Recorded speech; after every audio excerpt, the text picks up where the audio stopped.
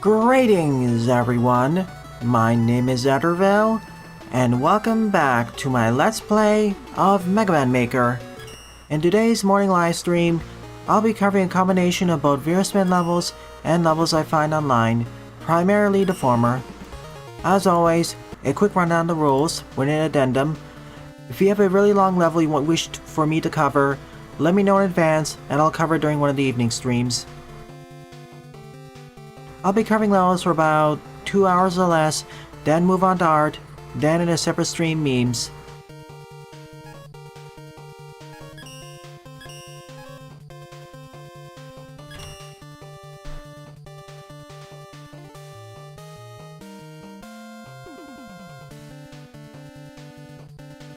So let us begin with this stage, Yoku Switcheroo. Yoku Switcheroo by Jedok74. 3 play, score 0. I always screw up the name, Switcheroo. Anyways, please use the timestamps in the description below. I'm asking for that because YouTube does not show it correctly with the automatic chapters. Timestamps will be added eventually in the description. Yeah, it has been hectic, Jaden. In fact, tonight, I may not actually be able to have a secondary Mega Man Maker stream.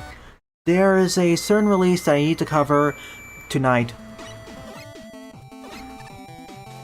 I'm also using version 0.7.8 of the X mod by Red.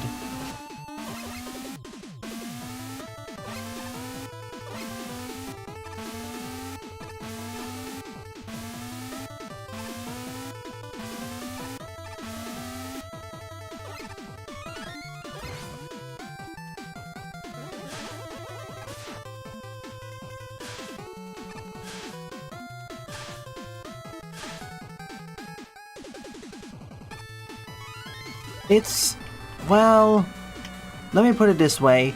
I look at some of the reviews. It seems to be having a pretty good reception, better than Imp, for example, but it does have its, let's just say, issues which pop up after the first area. I haven't gotten more into the reviews because I don't want to spoil myself too much. All I know is that the game isn't exactly balanced between the 3 classes. Mage.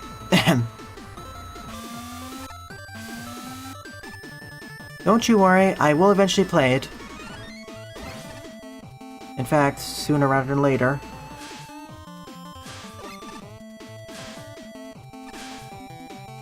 As I was saying, tonight, I may not actually have Mega Man Maker. Instead, I'll have a separate Let's Try. Also, my first piece of sponsored content. Welcome to the stream, everyone. Paul, Pixel Boy, Red, Jaden, Jedok, Vacuum, Raccoon, Lepadio, all the watchers on Twitch, and anyone else who I missed. But first, tomorrow morning is Mighty Goose. I have a key for it, and I really should get around to it. I repeat, tomorrow morning is Mighty Goose.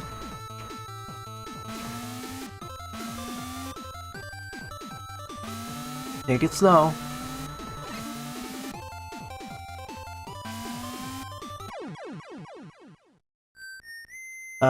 Spam bots. Ignore them.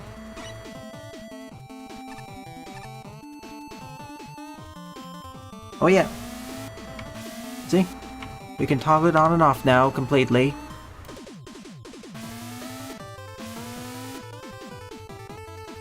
Yeah, I got a key for Mighty Goose about over a week ago.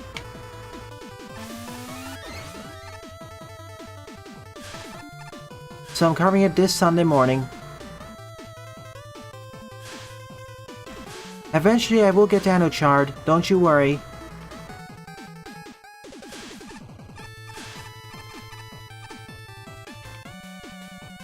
I'm not gonna push my luck by pushing forwards. Thank you, Vacuum. That's the 3rd level in the queue.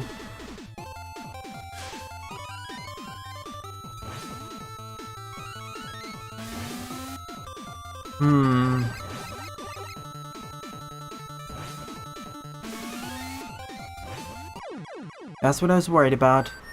I don't see an on-screen timer for those switches, which is a problem. Oh, no checkpoint either.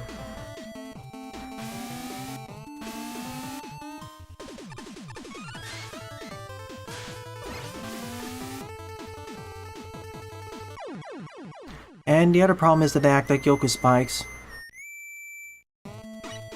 I wouldn't mind this challenge as much, if I could actually see the timers on these things.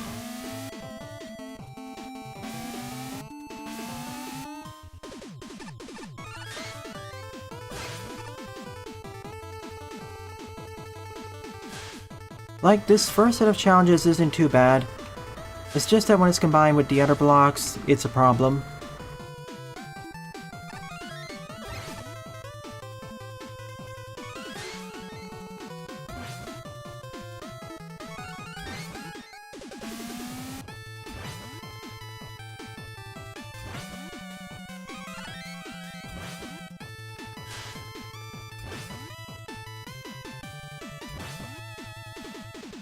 Thankfully it's only one, and checkpoint density is larger.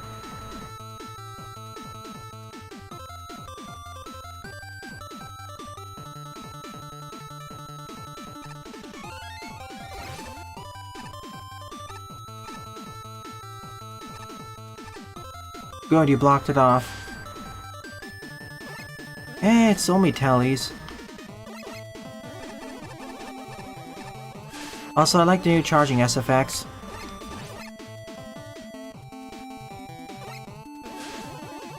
Yep, this is a vanilla level. The only thing that's different is X, and that's via a mod.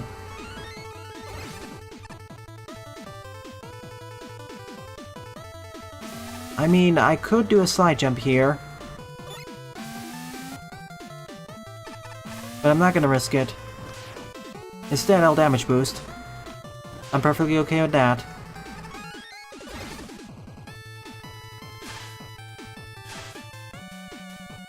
Let's see, from what I understand, the maze starts with a medium-range homing projectile.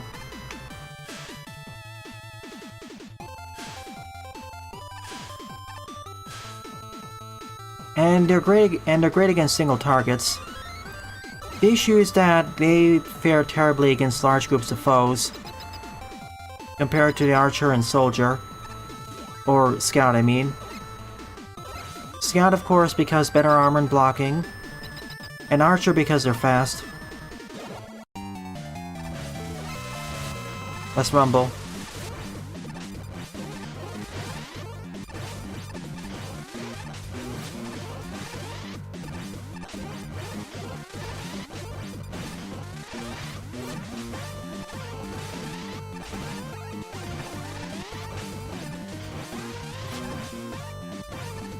Oh yeah, the switches are great.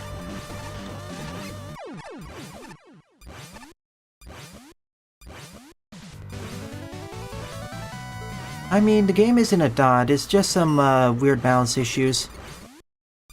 What I've seen so far is overall the game is pretty good. I mean, most games have balance issues anyways. Also, the way the game lists its difficulties is a bit... Remember how I picked the middle difficulty setting back in my Let's Try? Based on the reviews, that isn't actually normal mode, that's hard mode. Normal mode is the topmost option. I think this is what also messed around with some reviewers. They really should rename it a bit. Also, the game is kind of like a Souls-like, so it's gonna be difficult. But as I said, I will get around to it.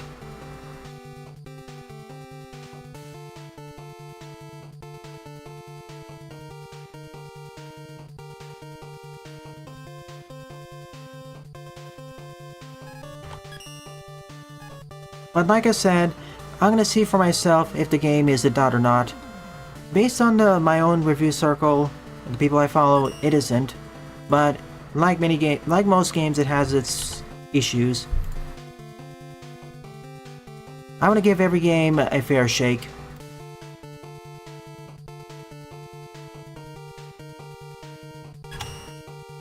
A second, good.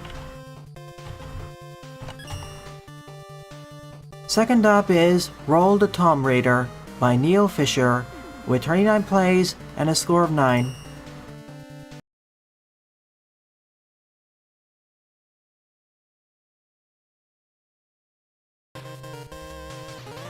I'm starting to see...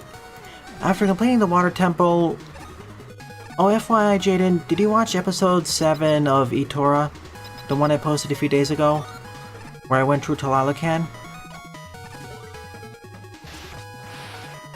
After going through there, I'm starting to see the game's issues.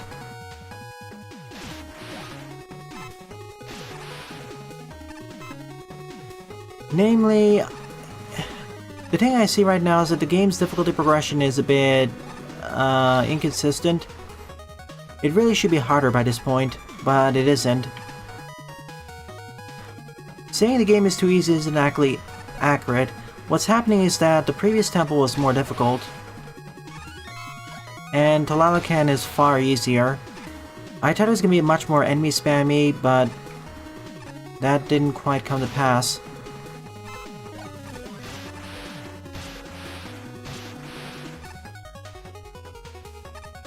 I'll get around to Greek as well. I'm a bit hesitant because it's heavily puzzle-based.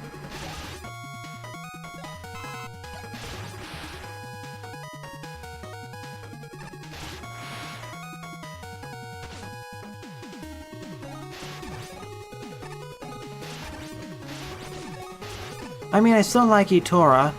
I'd recommend it to people who are a bit more of a newcomer to this genre. This looks suspicious. Like, it is certainly easier. I knew it. In fact, all these are pits. Although, the more I play it, it's not exactly a Metroidvania. It's more of a 2D action platformer, or action-adventure game. Then again, the game doesn't exactly call itself a Metroidvania on the Steam store. It's what other people called it.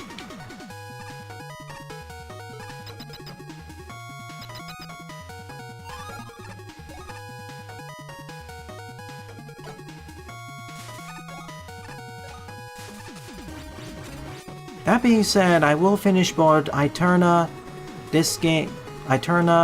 Itora, eventually Greek, eventually Soldiers, and a host of other Metroidvanias.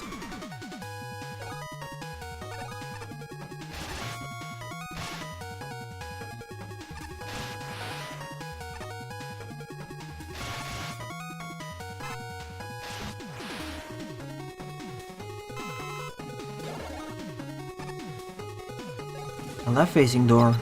Neat. Yeah, I will check it eventually, but I need to get through my key game list, to be fair to them. Burning mummies.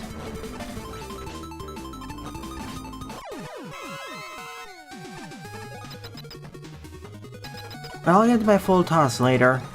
Like, the combat is very smooth, and it's...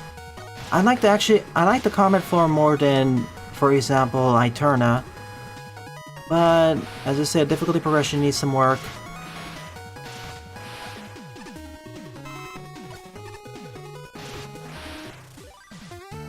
Nice! Going full circle. Ending the stage just where we started. 2 thumbs up. Counter killer, I'm only gonna do it if I get another person. And funny you say that, Jaden. Due to how the co-op works, you technically only need 1 copy of the game. And a good internet connection. The other one, however, Saijin, the Cyber Ninja, that's a candidate. I will circle back to it in the future. Delicious Last Course, aka DLC.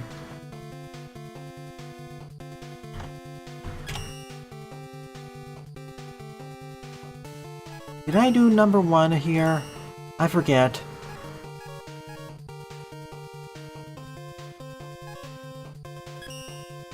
Oh, I did. Good.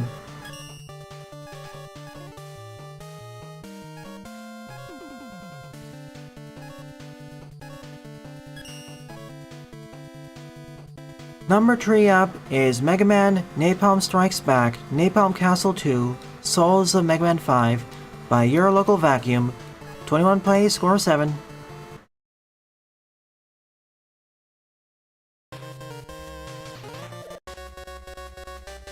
And that's perfectly fine, Jaden. I'm just saying that the way it's set up right now, you could actually potentially do co-op with me if you can get, what was it, Steam Remote Play working. That's how I may do the LP later.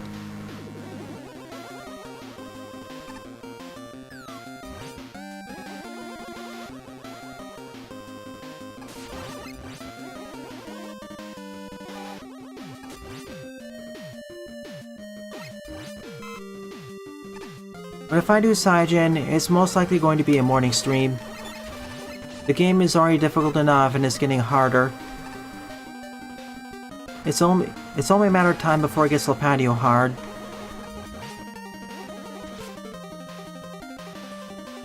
What does this lead to?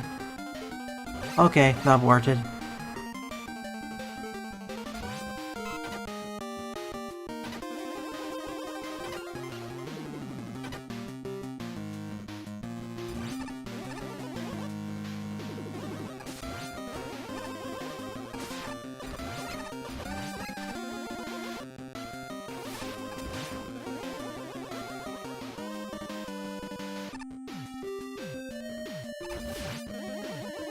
Soulsborne-like, Souls-like, Lapatio hard. I wonder if we'll eventually get a nickname for really easy.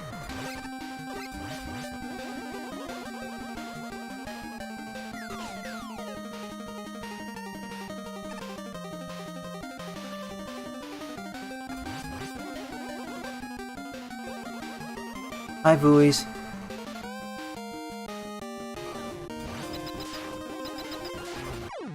Oops, I thought I had a full charge there.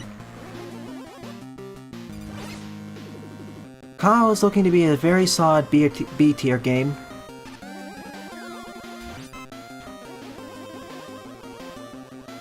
I'll see if I can slot it in the future. It looks neat. Buster will like it too.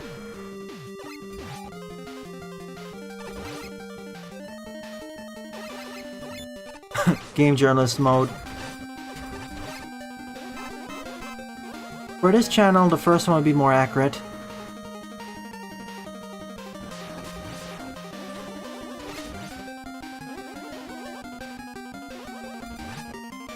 That or Spring Breeze.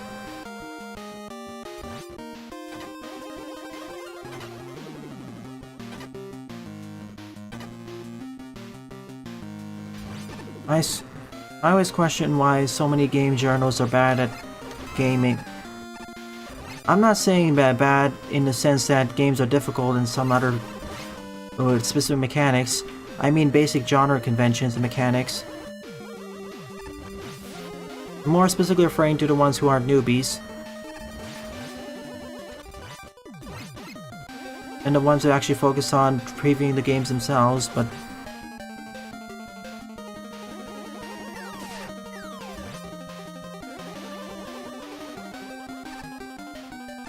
well, joke's on them, I suppose. That was an epic disaster.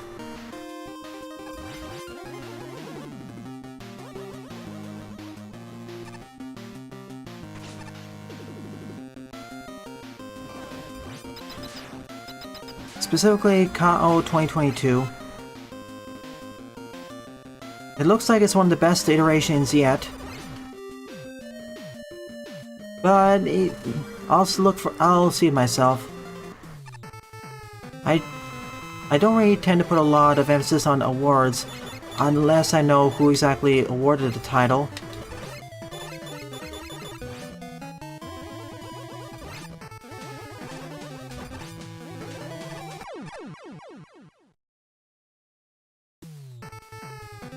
Hey, Charge Man.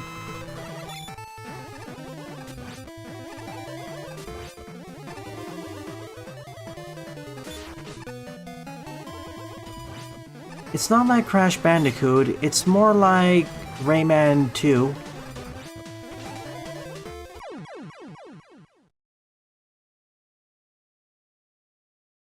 Or Jack.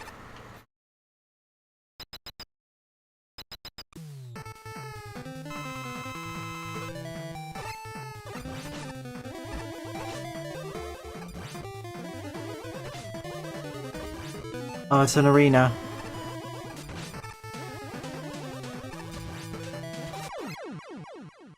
Goody, no healing in between. There's...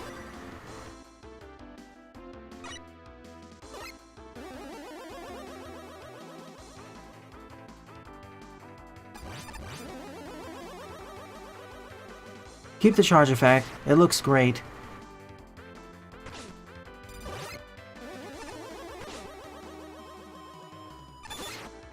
I mean, Le Baked.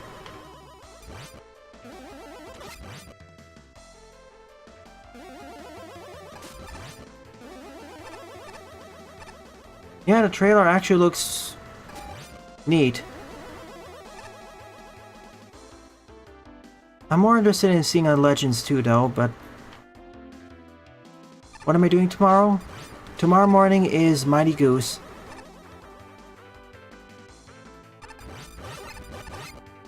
AKA... Think of a game... Whoa. Think of a game in the same genre as Contra Hard Corps.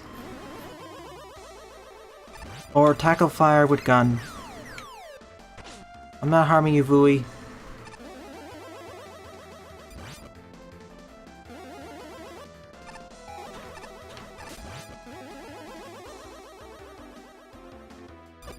Kind of quiet though. See, when I say combat, I mean better flowing combat.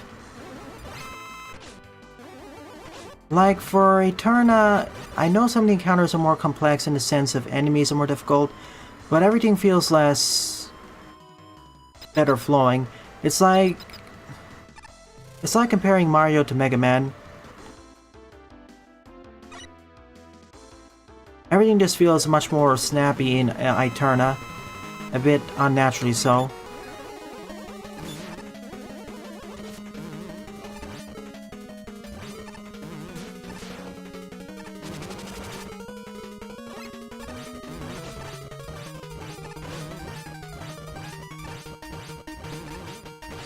I mean, this works.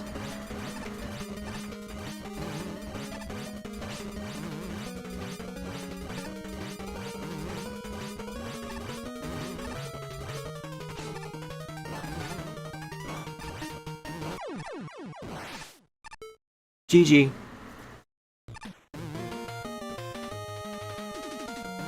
Yeah, I'll say that Etora has better flowing combat, better animations, and I like the graphics and aesthetics more, but Eterna has everything else beat on it.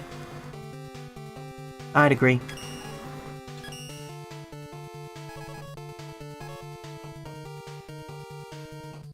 Thank you. Alright, the level queue's done, so let's try grabbing some levels from the most popular queue. Wait. Jidok has some.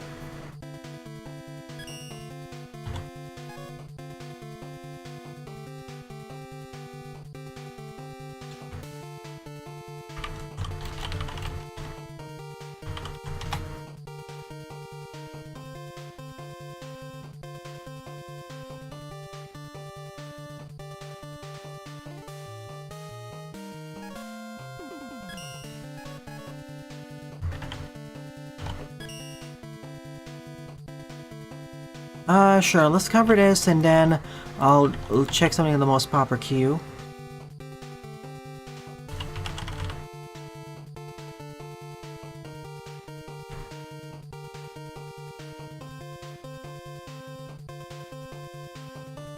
I'm gonna do this because we have a boss rush, so we'll just do it back to back. Forward up is Conveyor Belt Boss, Cutman by Jidok74, 9 play score of 2. I just like for the first part of the stream to not do Lapatio level at first. I'm being redundant here. I need to get myself warmed up for the action coming up.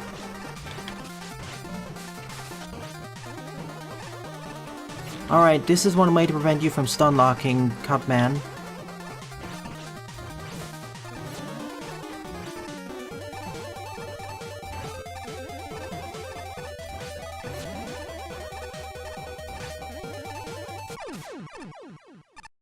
As a concept, pretty good.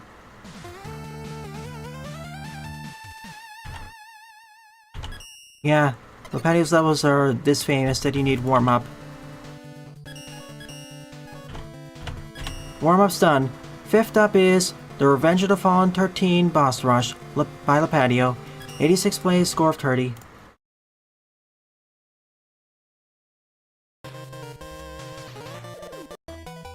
And remember, folks, please don't spoil upcoming games. Emi.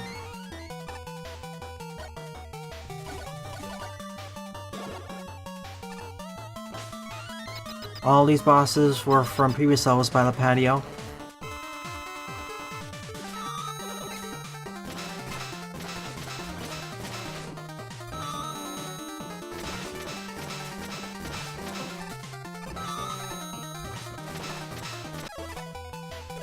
I mean, this is pretty easy to damage tank, especially as base. Then again, it's the first one, so it should be easy. No racing rod because it's not too difficult. Oh, wait a minute, boss rush inside of a boss rush. Boss rushception.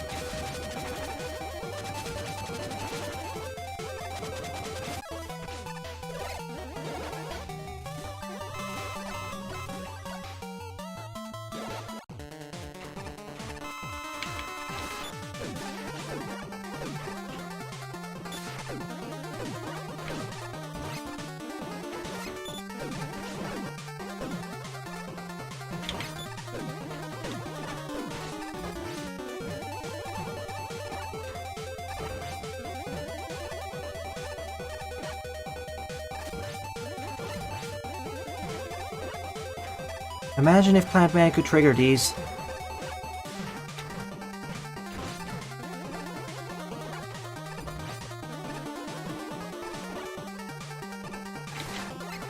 I'm not risking it.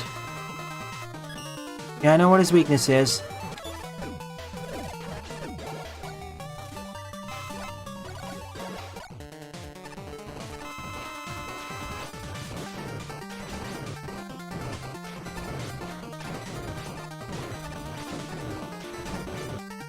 You're pretty much forced to use his weakness here.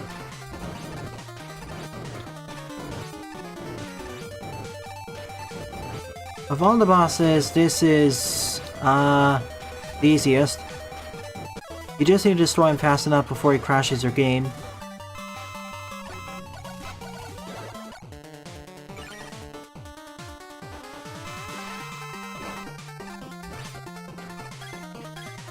Let me out.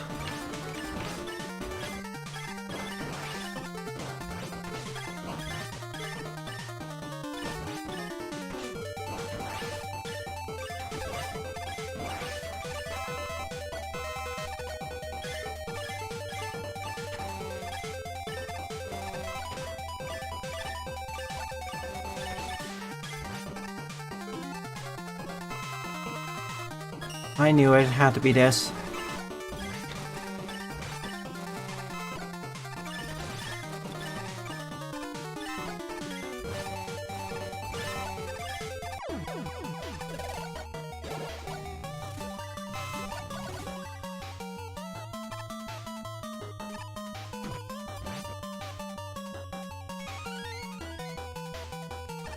Thank you, Vacuum. Normally I'd use the Racing Edition mod for Lepatio's levels, but this is a boss rush. The bosses are some of the easier parts of these packs.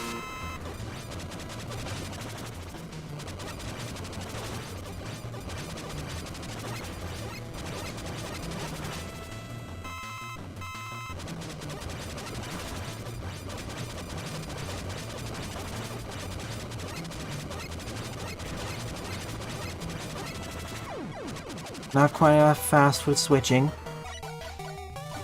Just re-scramble the words in the correct order, please.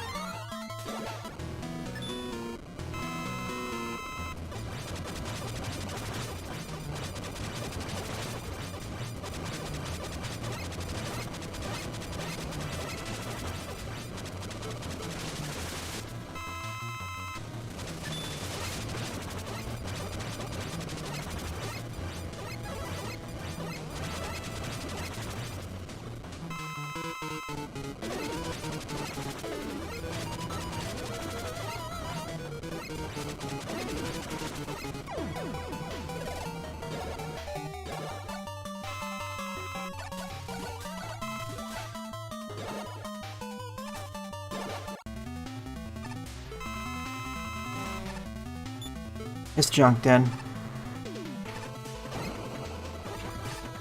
No?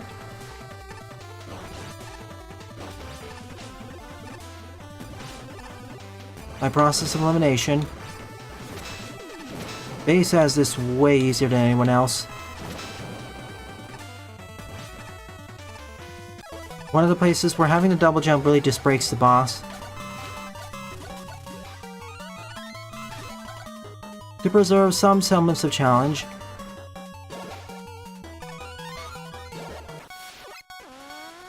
Oh, I heard this one.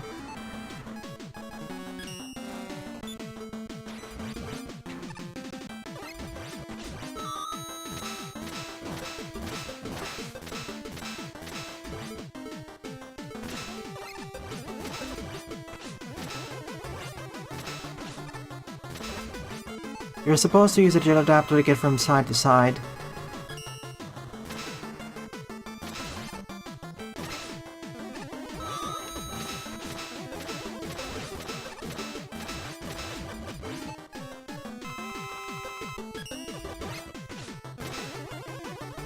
However, I much prefer this strategy.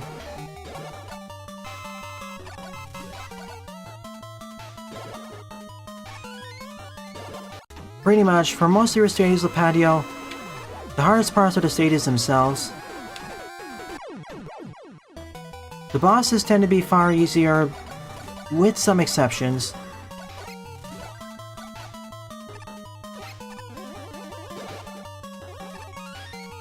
I'm surprised they're remaking RE4 before some of the other titles, like Code Veronica.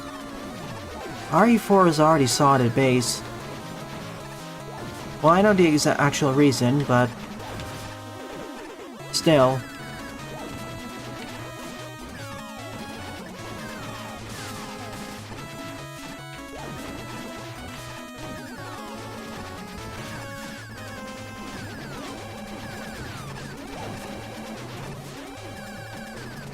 If you stand here, these bombs cannot hurt you whatsoever.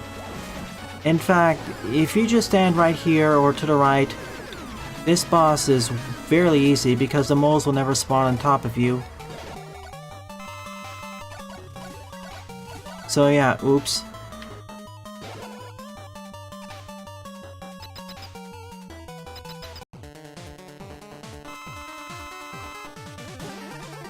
Oh yeah, as I said, tonight I may not actually have a second Mega Man Maker stream. Sorry, Heavy. There is something that I do need to feature tonight and ASAP. Also gonna be my first sponsor stream.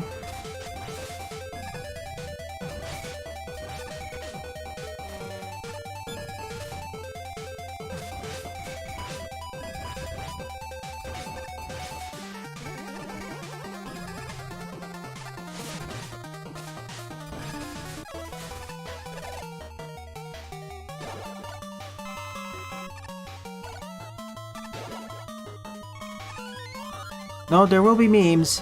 I'm talking about tonight.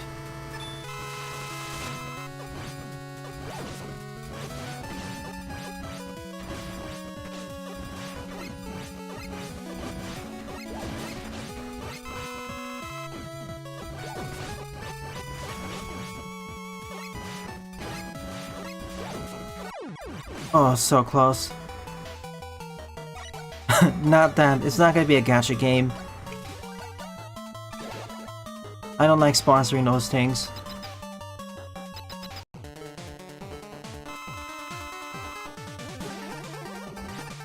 Also, the other reason why it's going to be live streamed is for accountability reasons.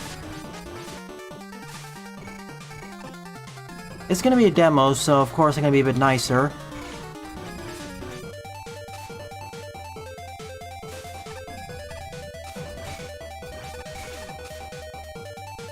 It's another game which is sort of a successor to Battle Network.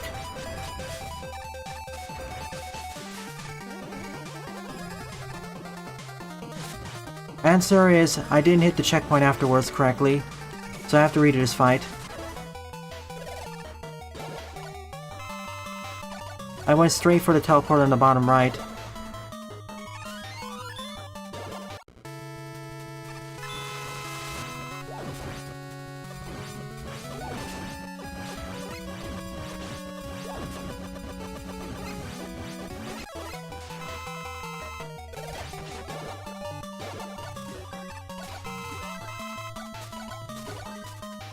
How many left?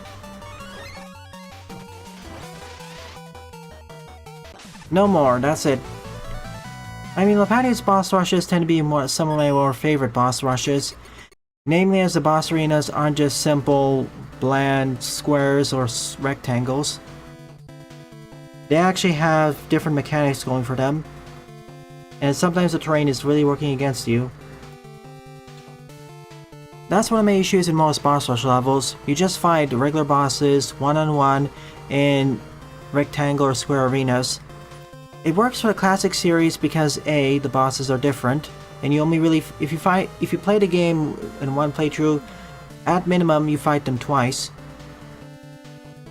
But here, as the bosses are set in stone already, and you can't change their AI, that's just boring.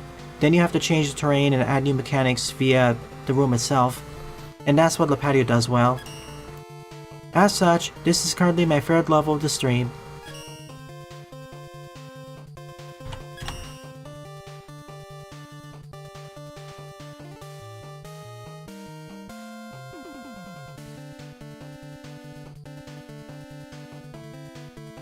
Another part of the pack, let's see.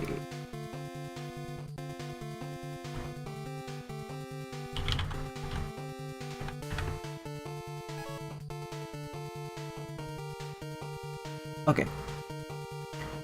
Next up is Sundown Scrapyard by Knife Stampede. 18 plays, score of 3.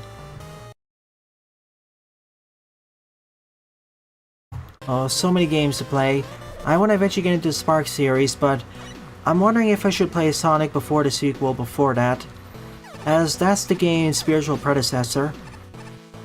Sonic before the sequel, Sonic after the sequel, and Sonic Time Twisted. Yeah, surprising. I requested a key for Soundfall, no dice. The channel isn't big enough yet. Remember folks, please rate, comment, favorite, and or subscribe. The more subscribers and average view time we get,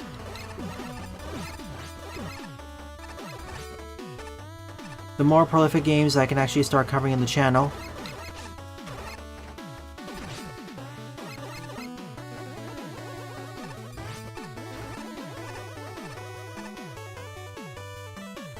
Chrono Adventure. Many people already played the original Sonic the Hedgehog, so I'll skip that. But I think I should start with before the sequel. On that note, which version of before the sequel?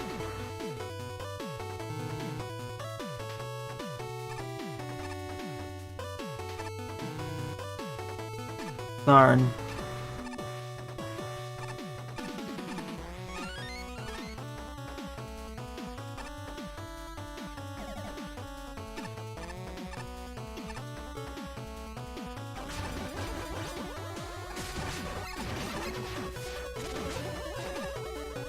Yeah, the first one is hard without the spin dash.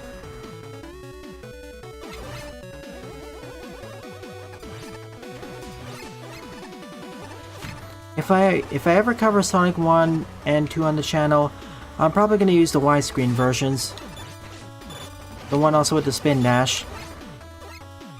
Seriously, having the spin dash in Sonic 1 makes the experience so much better. Especially Labyrinth Zone.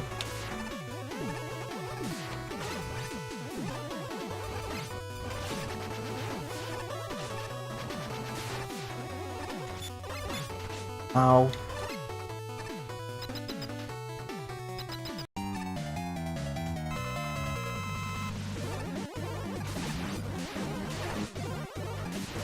Animals to birds to insects. Hey, it fits. 2 of the games I'm planning on covering in the future are bug-themed.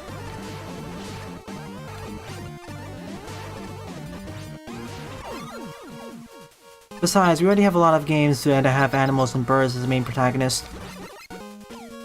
Let's give insects their time in the spotlight. We now enter the fire stage portion. The more fiery stage portion.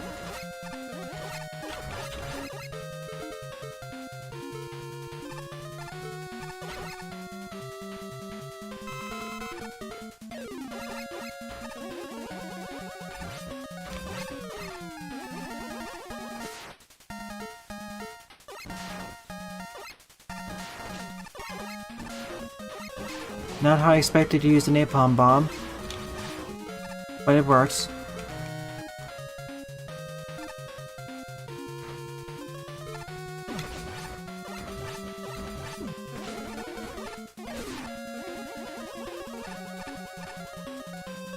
But, well... Bug Fables, Hollow Knight wasn't exactly on my mind, but sure. I was thinking Bug Fables, Social Mod... Oh man. Bug Fables, Social Mod, and Webbed.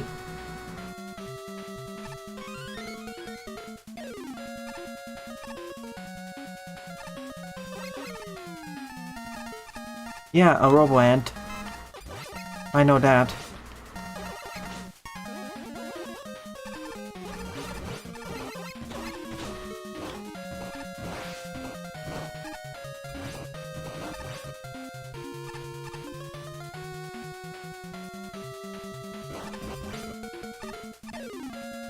I have covered one ROM hack of Super Mario World. Whoa.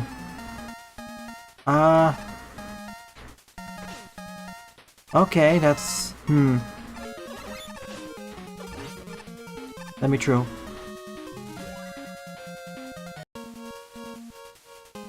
Typically, most of the time that's a no here, but the ROM hack I covered was Sakari Remastered, and Sakari Remastered is a total conversion ROM hack, which exempts it from the usual rules, in the sense that it feels almost completely like a different video game.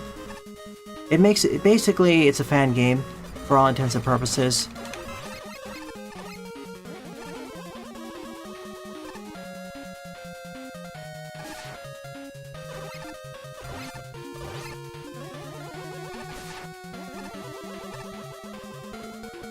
The reason why I disallowed SMW ROM hack, non-Mega Man ROM hacks in the first place, outside of special occasions, is because there are just so many of them. The number of good Mario and Sonic ROM hacks, or at least interesting ones, they number in the hundreds. Or at the very least, dozens.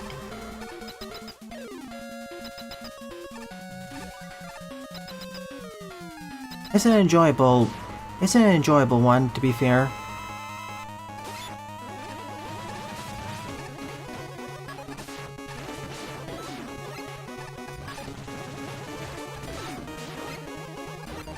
I mean, I will actually cover other fan games, but only if they're short.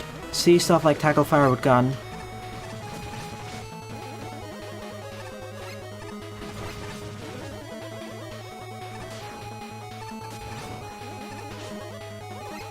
Well, if you just say okay to playable, then that number jumps to about tens of thousands, or thousands. Remember, Magwell series was inspired by the Make a Good Level series, and that originated from the Mario fan game and ROM hacking communities. This was fun. Honorable mention. Well requested. And I like the game. I like it better than the base SMW, although that's not exactly fair. And I will play the sequel. The alternate sequel, I mean. And if you think the 48-hour pit is bad now, just wait until Magma 3 comes out. We'll be stuck there for a year at least.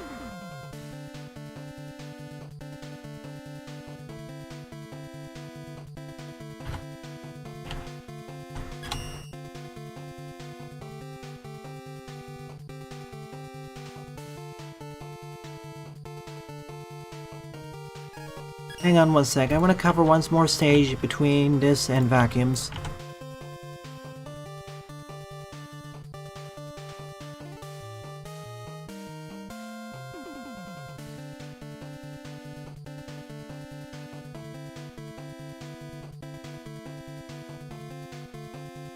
Oh yeah, Squigs. And I highly advise that if you start to see quite a bit of repeating content, download some of the mods from the workshop, especially some of the quest mods. They're great. Also, never play the max difficulty setting on the game unless you're willing to min-max. They fixed the difficulty scaling recently and yeah, even normal mode can be quite tricky sometimes.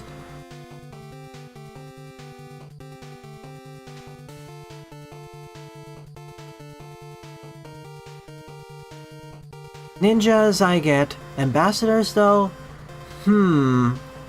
Like, I sort of understand them covering fan games because there's a degree of separation there. But ROM hacks, well, or flip it around actually. I can understand them covering ROM hacks, especially if you have to say, you have to get the ROM yourself. I understand that. But for fan games, yeah.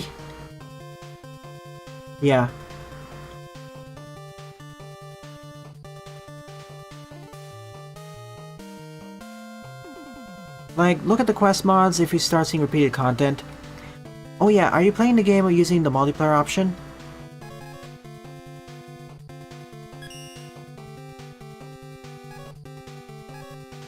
Oh, this is gonna look funny. I want to cover two things here.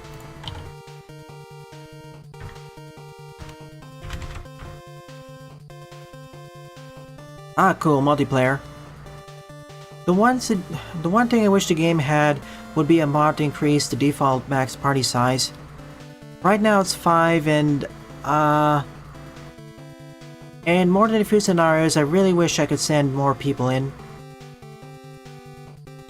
Like, I wish I could mod it up to 7 or 9, which I know the engine does support because of the defense missions. I get why it is a balance, but because of all the subclasses, it's kind of limiting. Anyways, 7th up is Quick Man But Worse Somehow by George, with 72 plays and a score of 35. You can have the farmer's help, or if you have some backup party members and the invasion happens there, they'll join in too. No sliding, of course. Ow.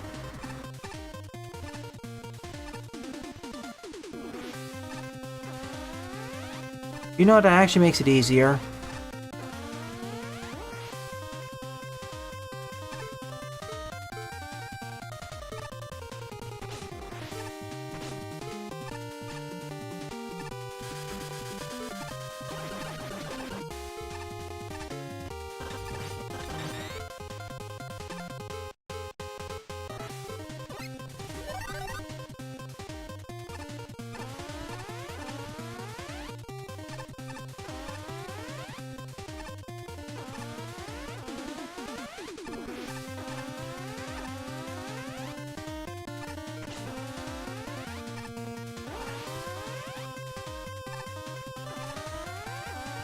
I mean, this is actually slightly more tolerant than the original. The force teams used to come out much faster. And mind you, because I can damage boost almost anywhere, this is a lot less scary.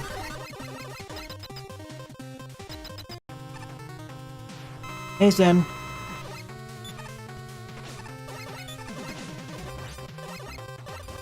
Yeah, I'm gonna have to use a weakness.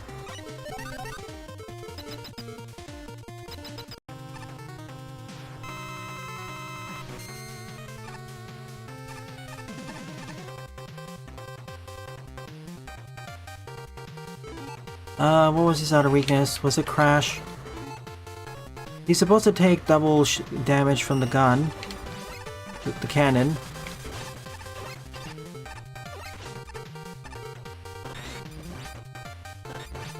What? Why does he take double damage from the metal blade? It's the other way around.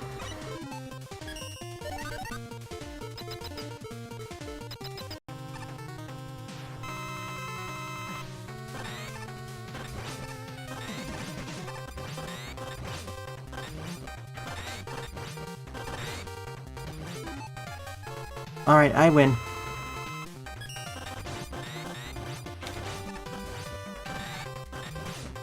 I may be misremembering though. Don't quote me on that.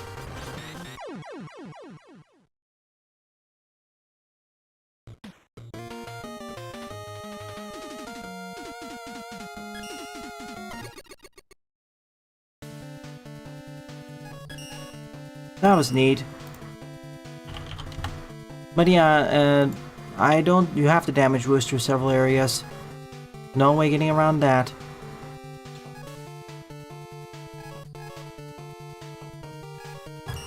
I want to see this. A-Dub is Astral Observatory by Shaded Zeal. 73 plays, score of 29.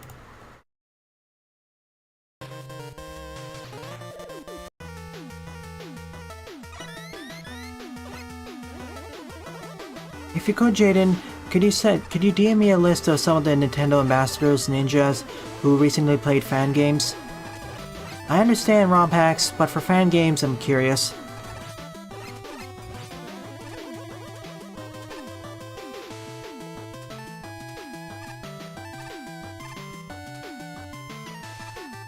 I know Capcom allows it, but Nintendo... Well, I know Capcom and Sega allows it. In fact, Sega encourages it, really. But Nintendo...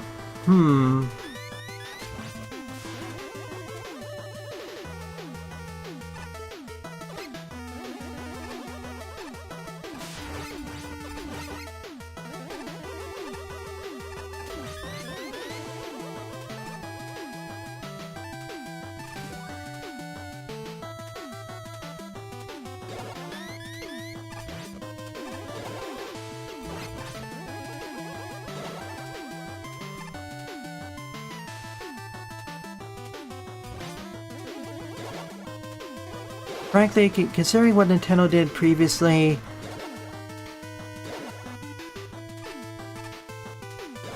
I'd say they're very gray to negative.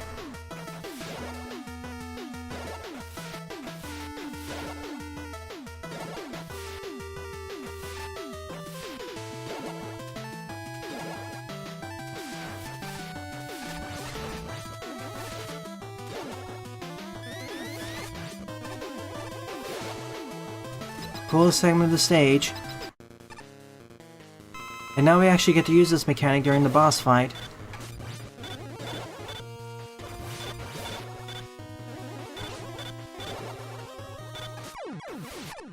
Aw, that's it? This really should have been the halfway point of the stage.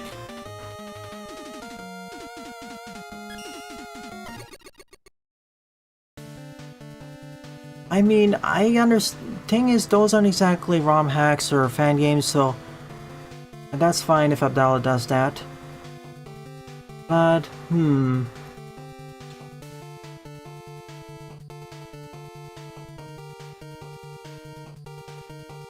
yeah, it's control. Brand control.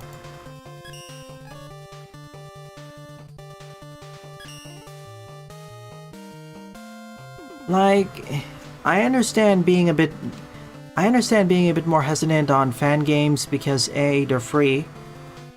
At least with ROM hacks, there's an expectation that you have to get the ROMs themselves. aka you have to pay for them somehow.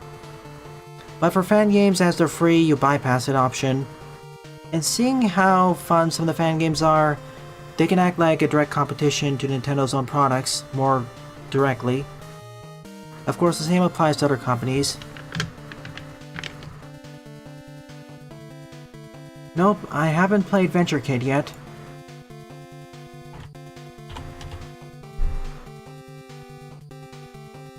Were you the one who suggested it many months ago?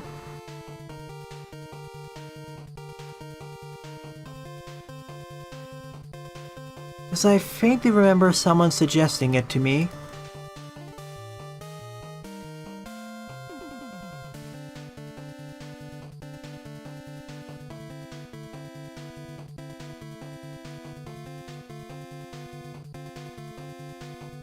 I gotcha then, someone else did.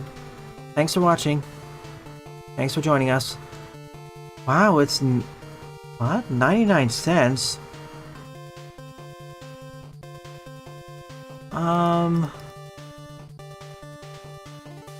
Yeah, it's basically a Mega Man inspired game.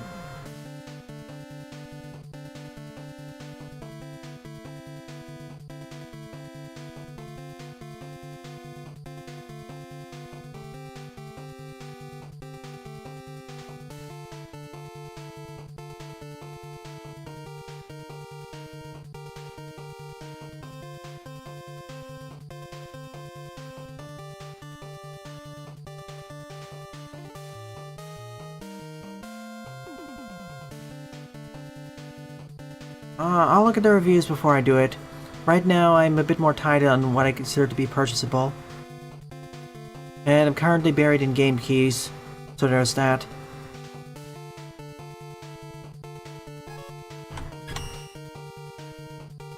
Oh yeah, I loved Mega Man 11. It's tied with Mega Man 4 as being my favorite Mega Man Classic game. Ninth up is Mega Man Napalm Strikes Back, Napalm Base 1, Dive Man EX by Your Local Vacuum, 18th place score of 1.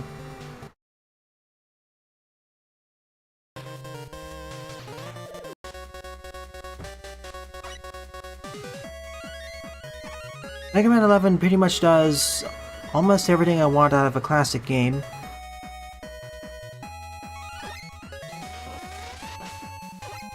My only real criticisms for that one are...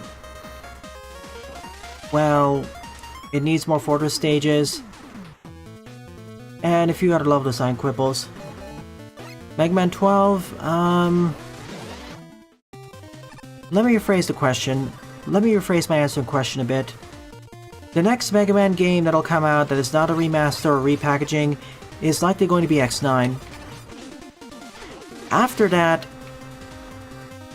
Mega Man 12. So based off of estimates, probably in about... I'm gonna estimate that Mega Man 12 is gonna come out in 4 years. As Capcom's actually taking more time to develop their products now.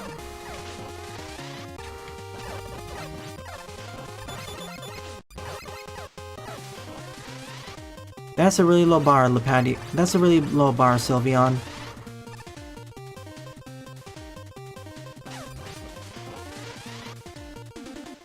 If Mighty Number 9 ever goes free on Epic Games, which it probably will, I'll cover it for April Fools.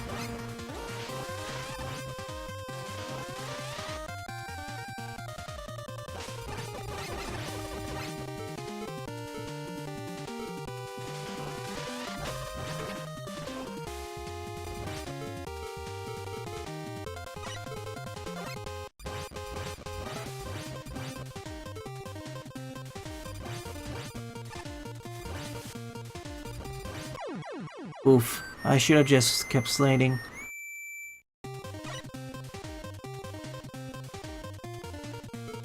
Yeah, please more female RMs. Come on, they had it right with Mega Man 9 going there. It's not that difficult anyways.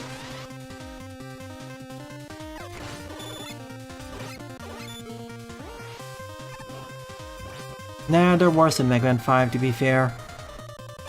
They're even more situational and less useful, seeing how powerful the dash is in that game. I mean, there are a lot more problems with how they did the weapon system in Mighty Number 9. Frankly, it doesn't feel like they had an exact consistent idea how to set it. Did they want full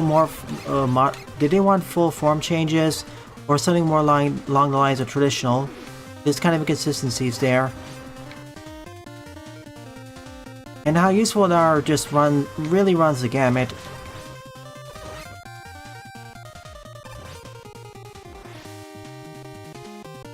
If you want a good example of what I'm talking about,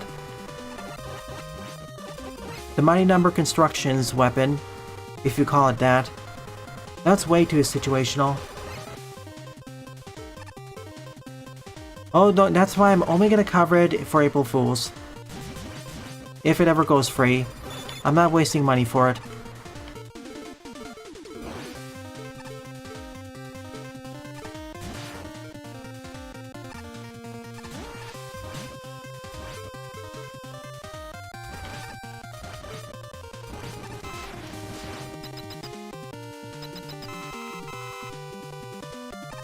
Yeah, Seismic.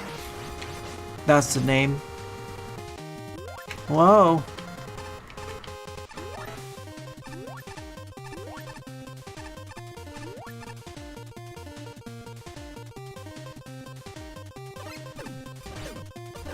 Yeah, she definitely got a better weapon.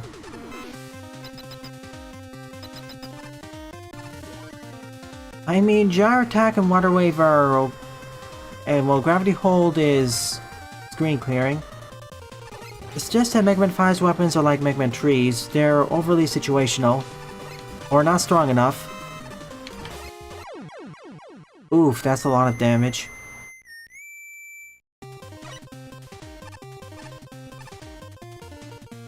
Take for example the Power Stone.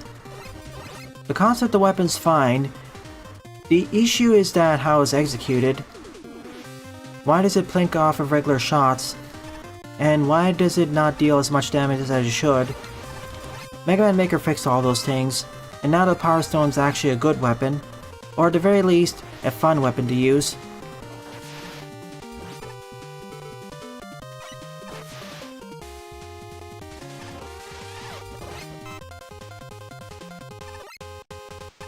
They didn't even have to make it faster, but they did as well. Welp.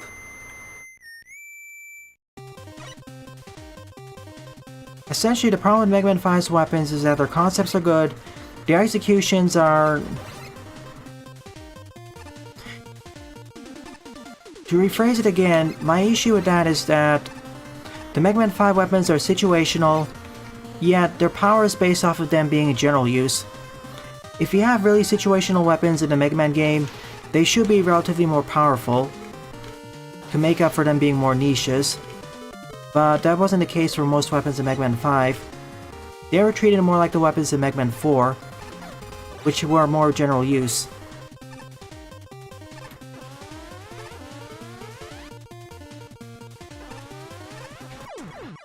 Also, getting into these holes does not roll is E.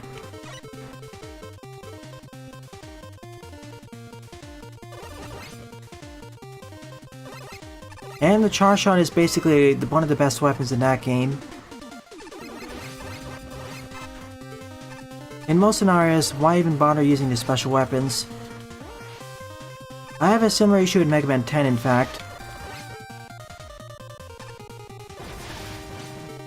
They're too situational and not powerful enough to compensate.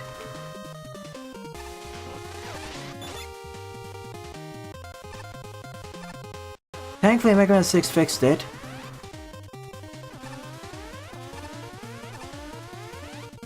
And actually made the weapons more useful again.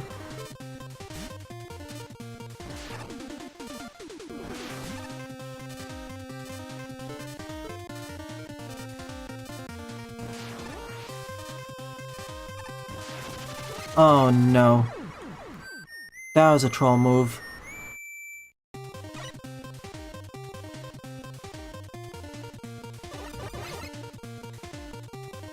Yeah, I love Dinner Arrow.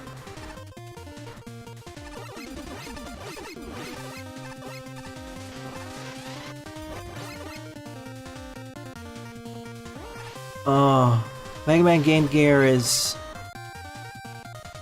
Well, that game does a lot of things wrong. I covered it before on the channel.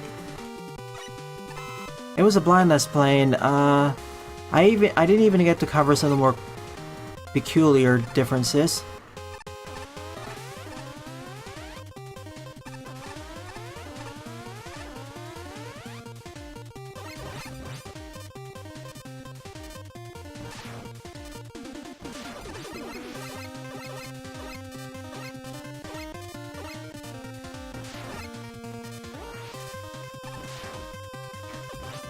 There was no indication that this was gonna happen. Boo.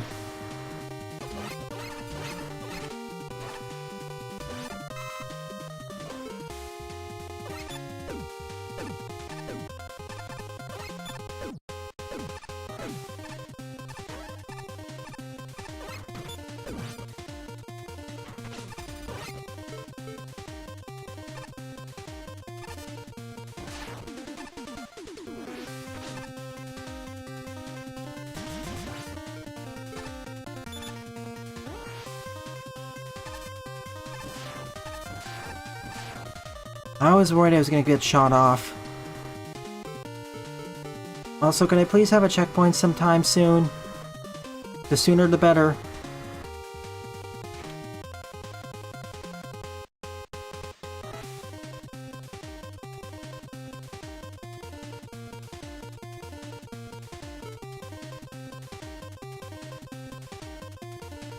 Oh, no.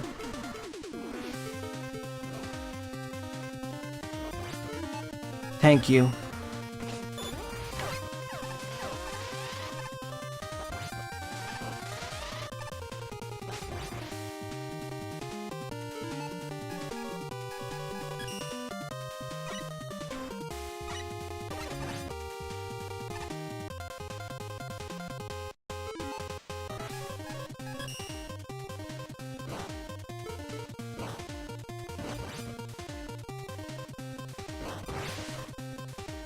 Not taking any chances. Ah, thank you.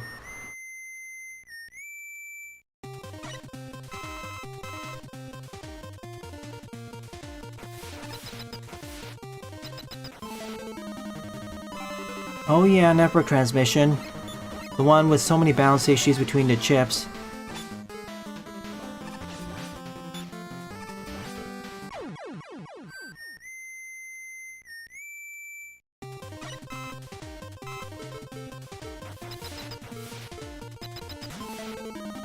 That's gonna be a fun game to LP.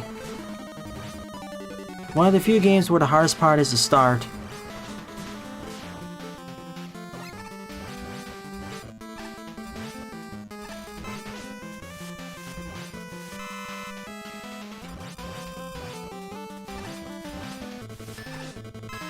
Oh, that's annoying. You can still hit me from there. Maybe it's fire?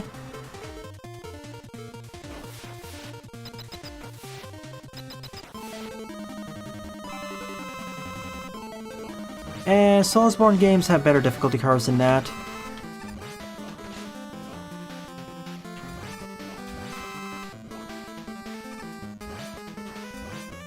I mean, the first boss in Dark Souls 1, 2, and 3, they're not the hardest boss in the game. But in the case of network transmission, that's basically the case.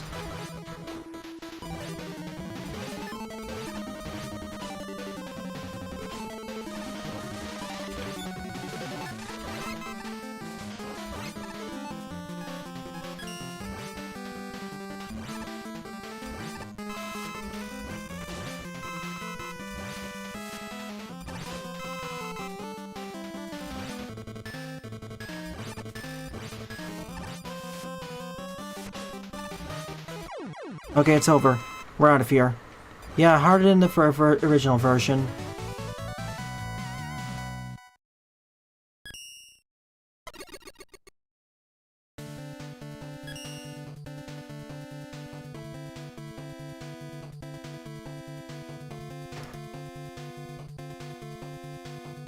I'm fine with there being easy games quote-unquote normal games and quote-unquote hard, very hard, Kaizo, etc, etc. I don't mind the game being designed around a specific difficulty level or difficulty set.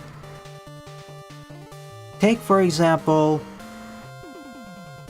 Aeon Drive. It's a 2D precision platformer with fast-paced platforming, yet for the most part, it's not that difficult for me. The reason being, it's designed for newcomers to the precision platformer genre. That's why it's made easier. However, despite its easy difficulty, it has a very gradual, escalating difficulty curve. And for the most part, it doesn't have any difficulty spikes.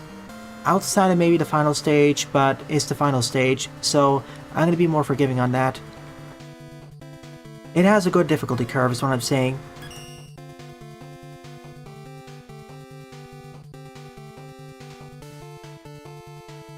If a game has a rather inconsistent difficulty curve with no justifications for it, then yeah, it results in the experience being damaged.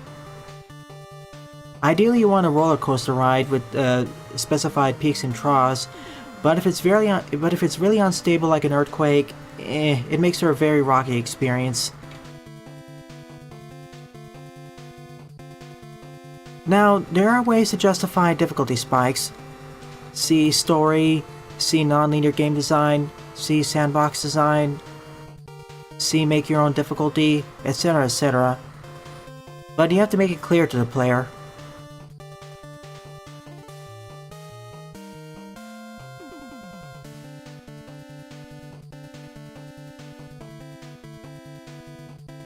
Meanwhile, Sammy Roll is designed for experienced players to 3D action platformers.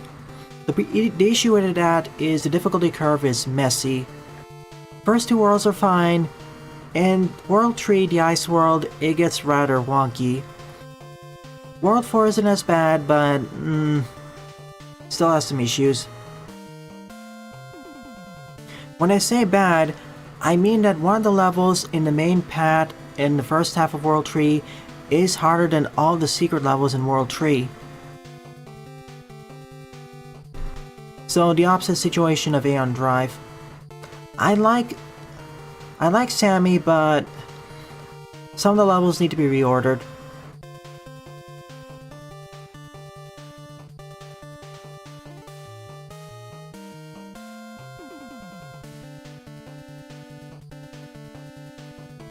Anyways, time for a short, refreshing pause.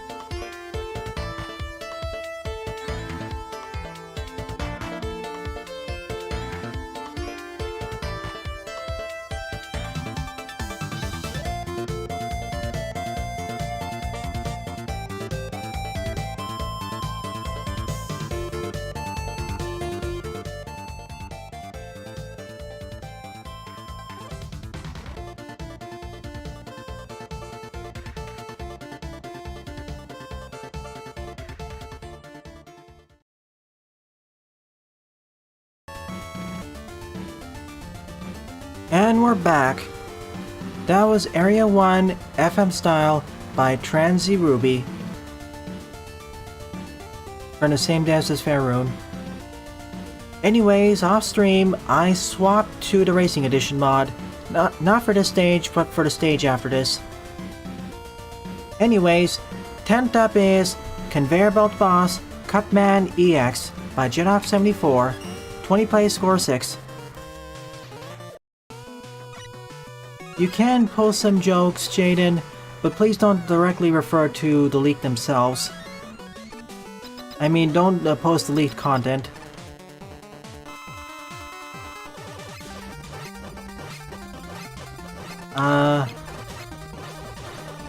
Doesn't this make the boss easier?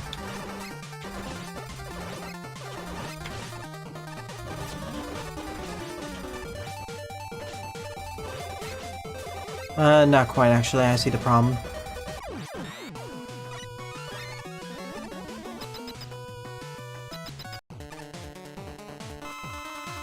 Still, it's easier than the first.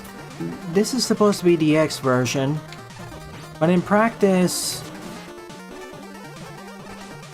this fight's a lot easier. With that version, you have to be more careful with all the bouncies. But now they're all in just one pit.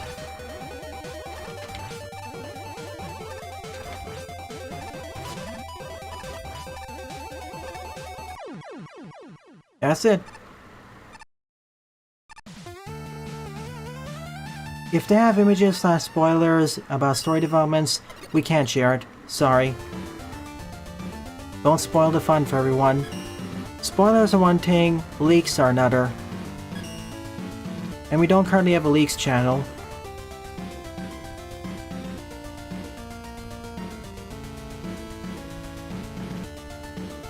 I mean, Transy Ruby will be most relevant to Paul, seeing as it's from the same developers as Faerun. And time for the level, which is why I swapped mods for. 11th up is MMAR Roadrunner Man Bonus Stage Game Plus by La Patio, 77 plays and a score of 19. When it says AR, it means Animal Rage. These are some of the new Game Plus levels of Animal Rage, which I covered 2 weeks ago. 2 and 3 weeks ago.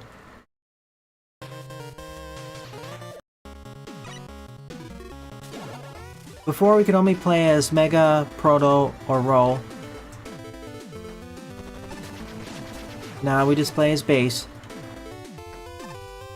Mind you, this is one of the bonus stages, which you only get by collecting all the keys. And it's difficult.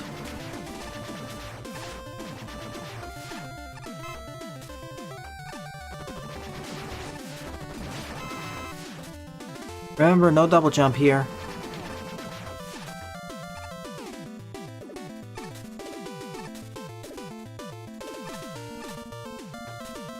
I don't want drumsticks. Thank you very much.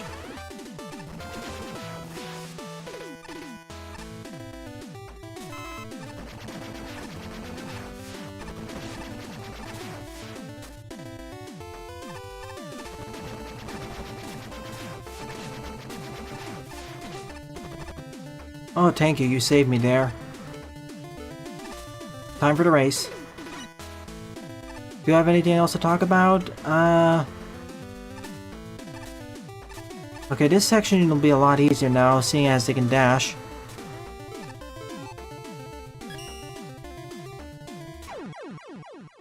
Also spike it boxes.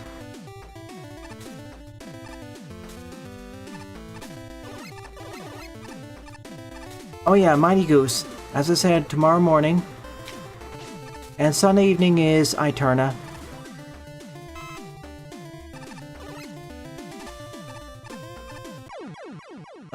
This thing.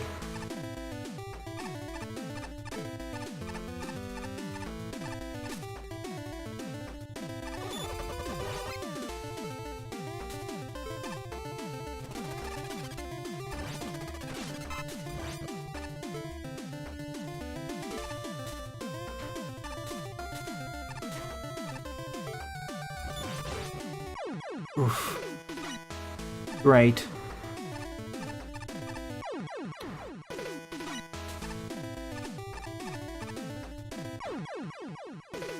I thought I had more space, but again, I forgot I don't have double jump.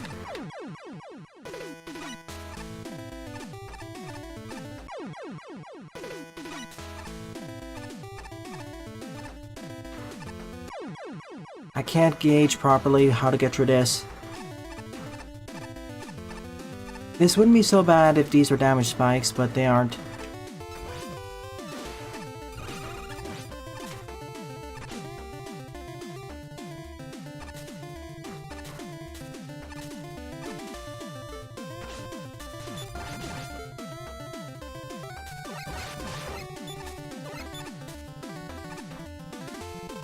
Keep slumbering.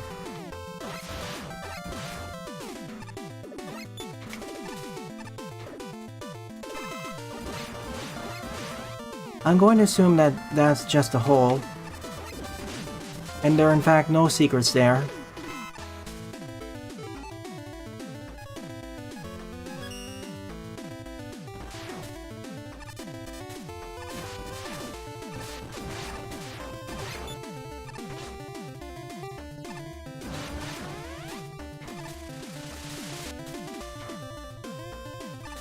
Get ready to race. You can at least watch the recorded version, or the edited version later. It's a key game after all.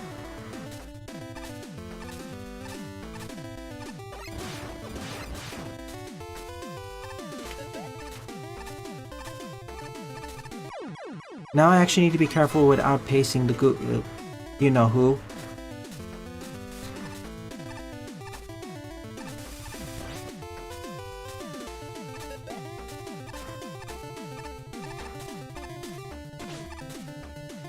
It's also a lot easier to actually get hit by the atomic chicken at the end.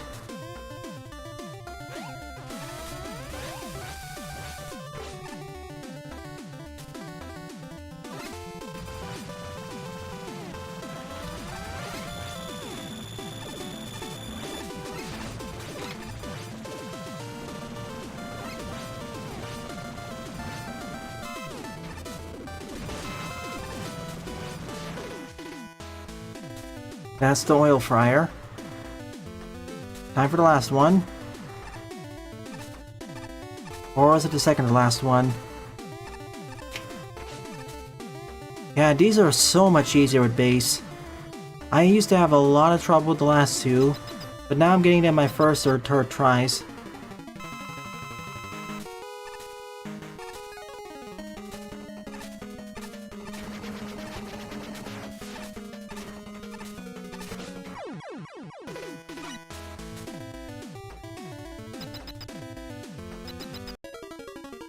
Out of the fryer and into the frying pan.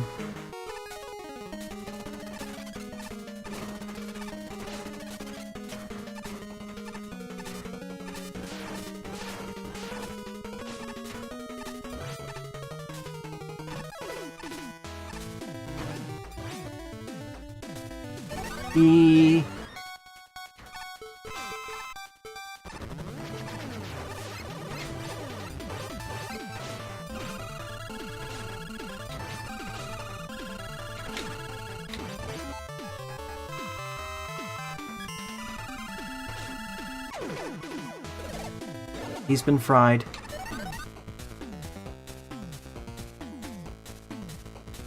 You got Turbo Beak and MFC. Mega Fried Chicken.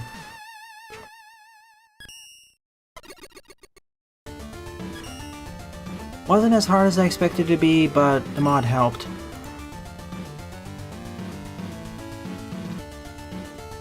A lot.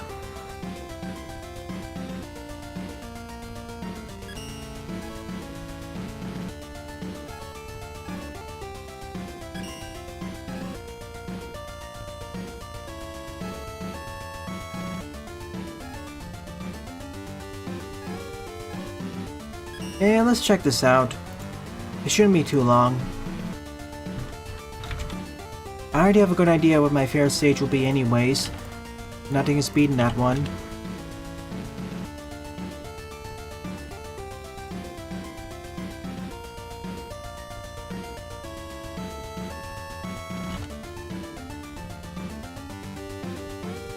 Twelfth up is Lava Caves Metroidvania by Retro Kid Studios. 28 plays, score 14.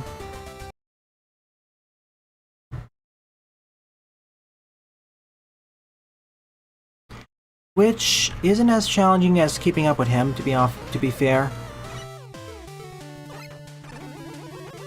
Only ice type weapons here. Also, pardon the aircon man in the background.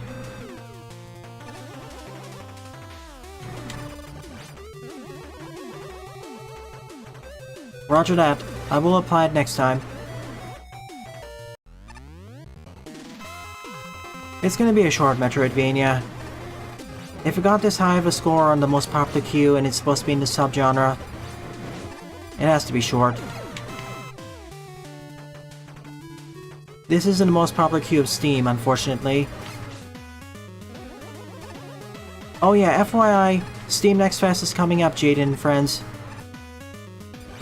Once the game list is released, I'll send you a link and then you can choose which Let's Tries we're gonna do.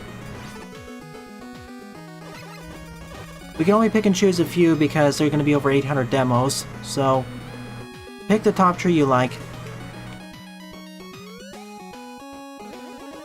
Sure, I'll cover your level, Pugo.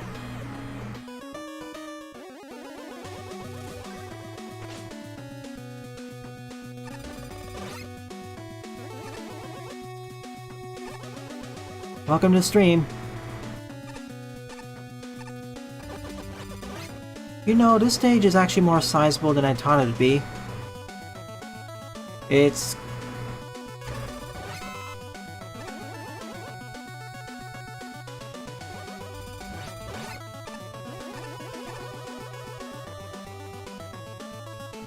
If they are, I will cover them, because you suggested it.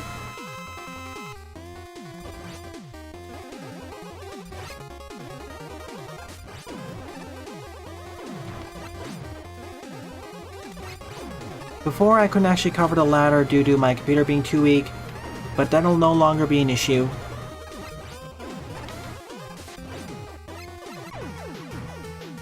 No, okay, there's my first special weapon. For Metroidvania, it makes sense, but for a level in the most popular queue, it's more surprising. You know, maybe I should check the left side. Look everywhere. What kind of level is it, Pugo? If FE2 and Spark 3 are there, I'm covering those demos.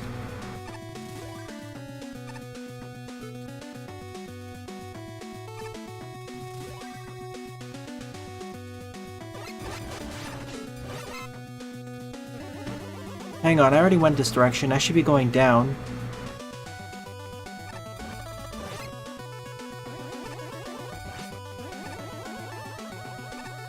Oh, it's a Metroidvania. I'll do a quick verification check, then I'll make sure to do it. Or did I take this route initially? Never mind, I'm back at the start. Sorry about that. Maybe? No, this isn't the start.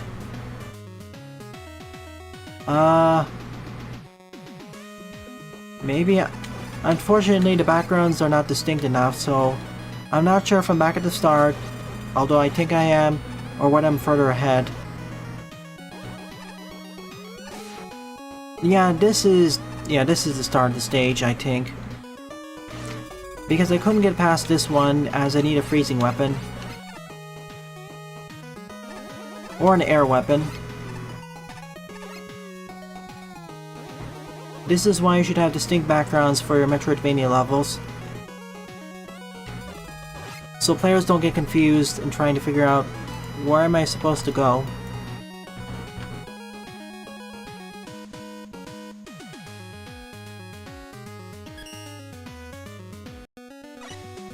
Let's see, where am I?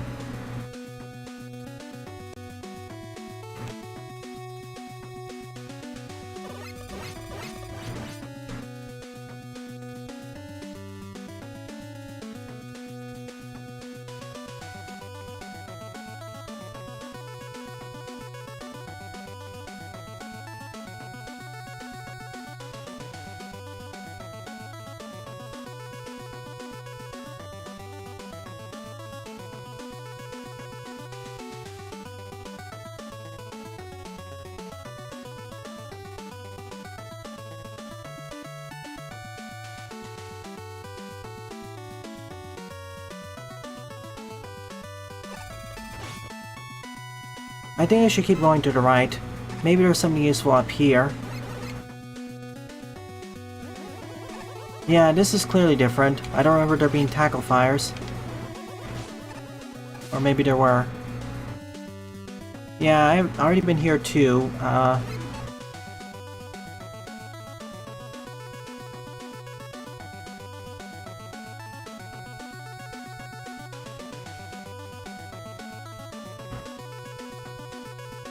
Hang on, I could fall down there and go one down. Like, I think I can go up this ladder.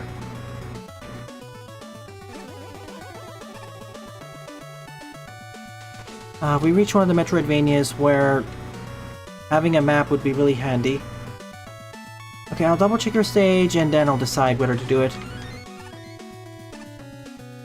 Well, props for the stage for being actually a Metroidvania with backtracking and not being just a pushover. Or being something one and done. So many Metroidvanias featured here aren't actually Metroidvanias.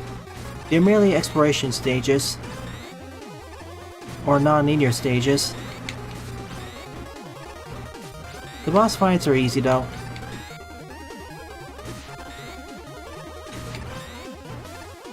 Especially poor Metal Man. That opens up an earlier path.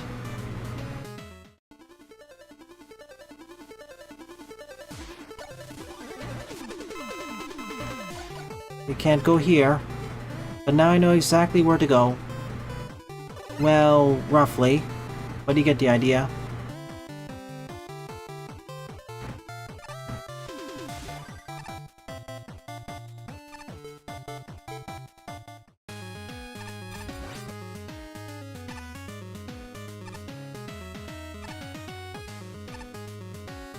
Around here somewhere, I know there's a Gemini laser block. There it is.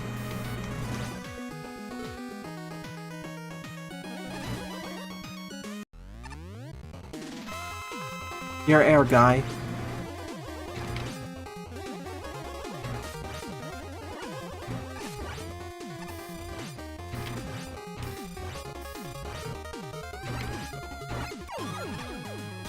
And that's how I bust through here. And if I recall correctly, on the other side of this, also good design. Up there, it didn't fade to black, so we knew we could transition downwards. But here it fades to black, so we know this is a bottomless pit.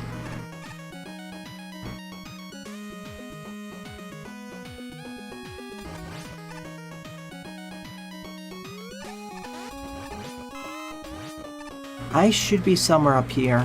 Yeah, this should be where ice is.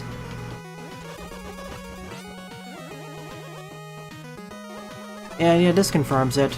This must be where ice is. Iceman, that is, and the Ice Slasher. See?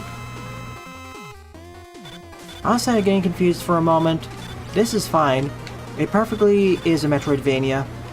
Non-linear level design, backtracking, and an interconnected world. And it's on the most proper queue to boot. One of the most surprising aspects of this. But my main criticism is that the areas aren't distinct enough. They really should be using more tile sets and backgrounds, so we don't get confused of where we're supposed to go to next. I'm gonna go straight for finishing the stage. I'm not gonna go for the extras. Well, maybe I'll go for the extra. Let me double check. Way back down, I think there's one last thing I can collect. Sure, let's go for it. Also, kind of jerkish to place the hothead there.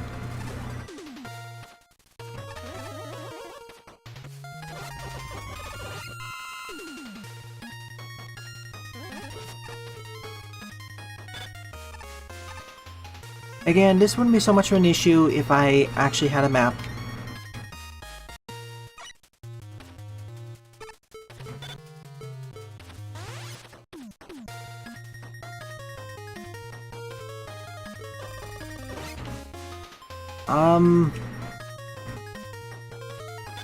Can I get out of here? Oh, yes I can, thank goodness. I was worried I was stuck to the final part of the stage.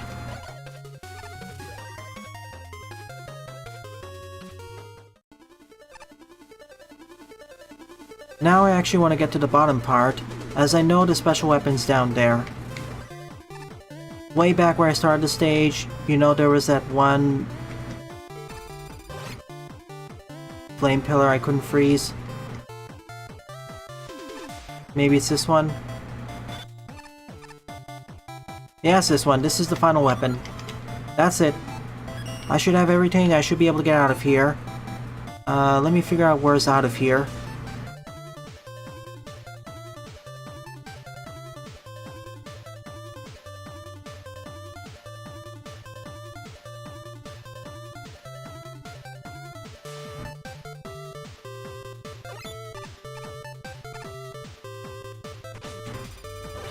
I've been drawing a rough map off stream.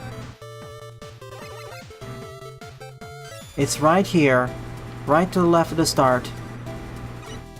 I always like it when Metroidvanias has stuff like this, where the end of the stage is really close to the start of the stage. It's Crash Man, of course.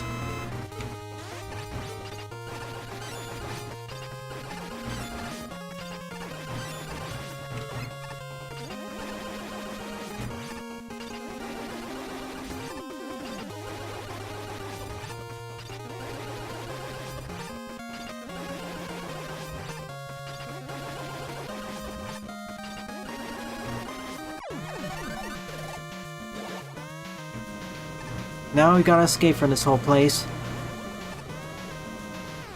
You know, if it didn't have the issue with some of the sections being too similar to each other aesthetically, this would be an honorable mention. One way to fix this is to make each of the floors have a different aesthetic. Like make the lower floors darker, make the upper floors brighter, which sort of happened with the outside section. Demos are always good for the consumers.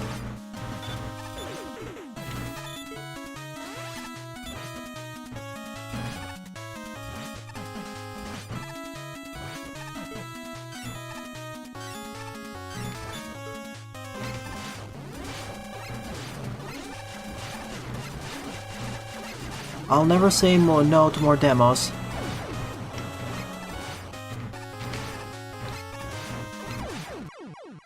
And that's that. You're almost there to be an honorable mention. Just fix the issues I mentioned with the sections, and it'll get a thumbs up from me.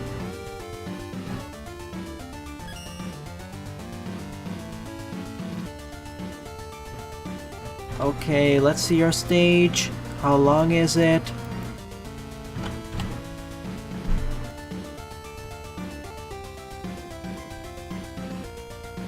Oh, it's only 38 screens long. Start.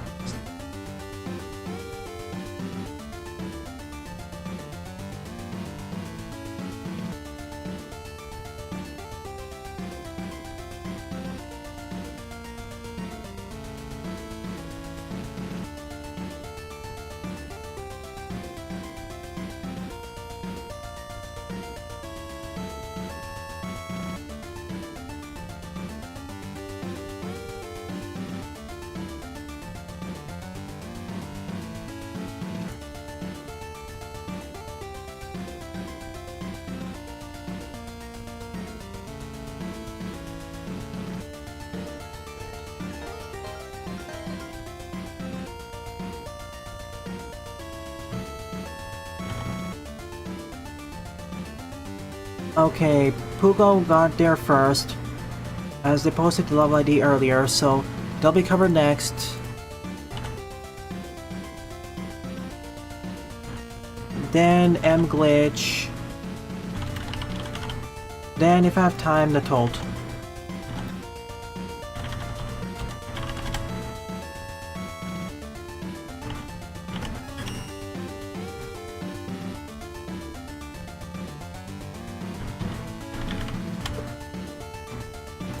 Okay, let's go. 13th up is Origins of Tra, by Dr. Zeno. 4 plays, score -1. Let's do this. You said to check everywhere.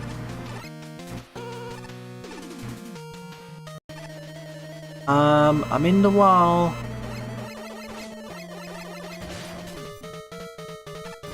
Let me out.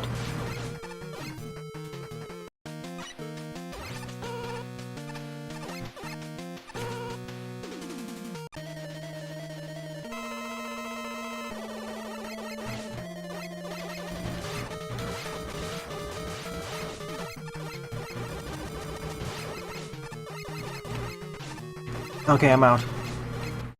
Fine, I'll do it the smart way. I wanted to do it the fun way.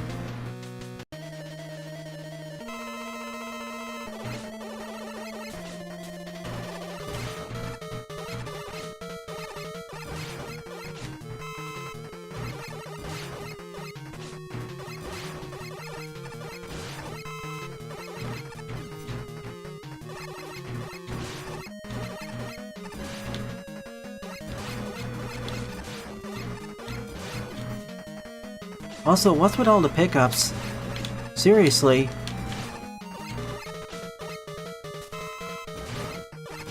Alright, now we have the easier.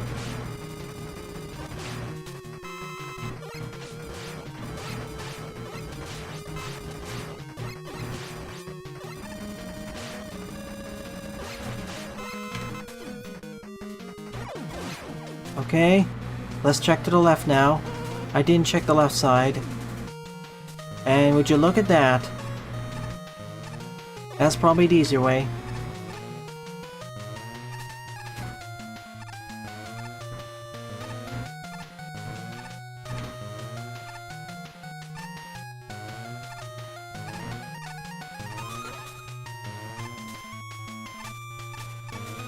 I suspected it because I didn't check the first one. Anyways, Hardman's defeated.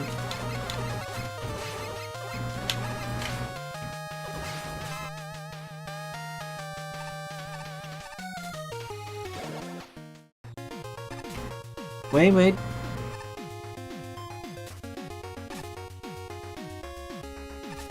Stop.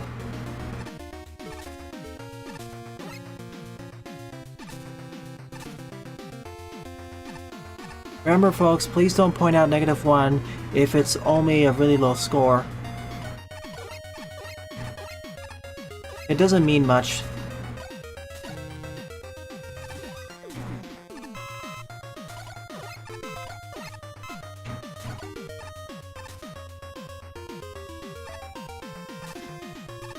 Okay, what's coming up?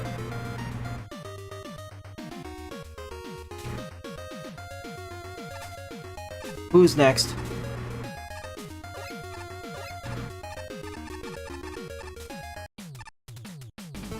That's cheap, man.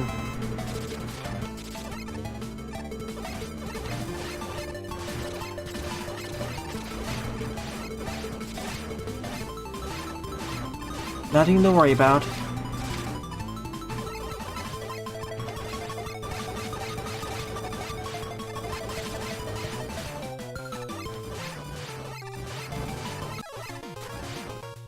Whoa, lag.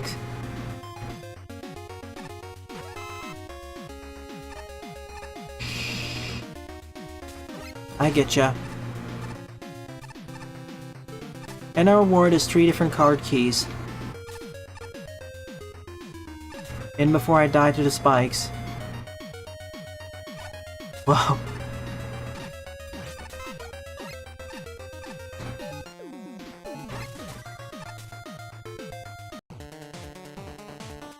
Keep going to the right.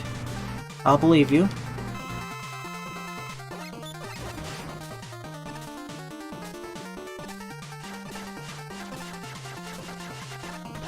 Let me out. Oh, darn. Get back up here.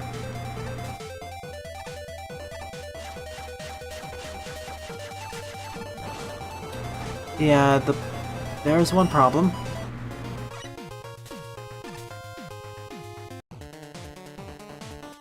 I gotta be faster and not let Quickman get there.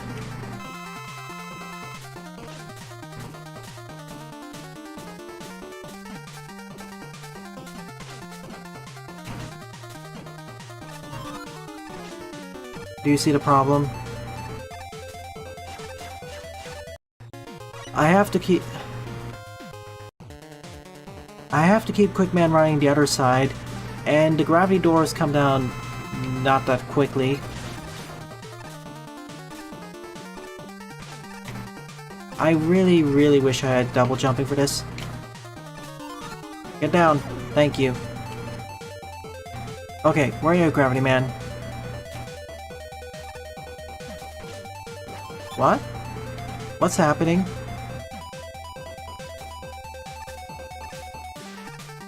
Gravity? Hello?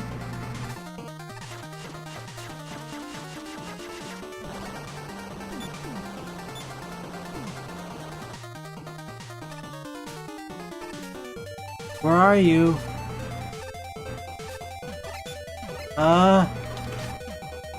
Sure? Why did you send your arm? Are you stuck to the arrow? Yeah, I know. I make a joke and call him Gravity Man every so often.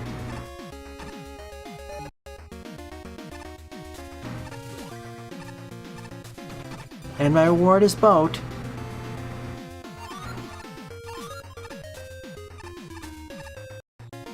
Although I do want full refills, of course.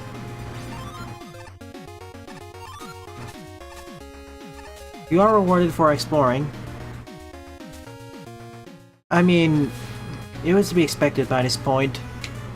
If we already had all those off the beaten path routes at the start of the stage, in the middle of the stage, we might as well have one near the end of the stage too.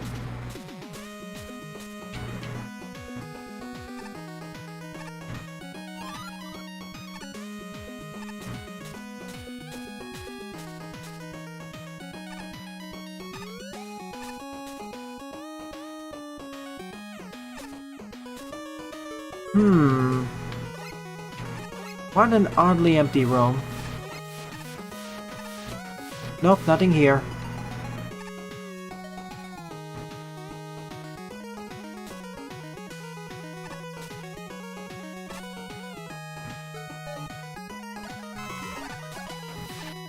Where the rooms link up with each other, I suppose. It's you.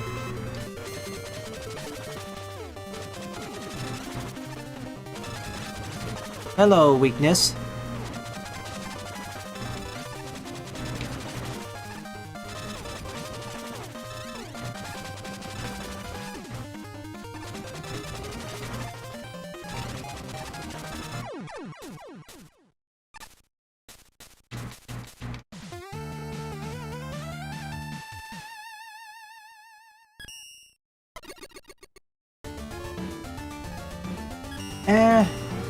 Outside of the optional routes and off the beaten path stuff, it was okay.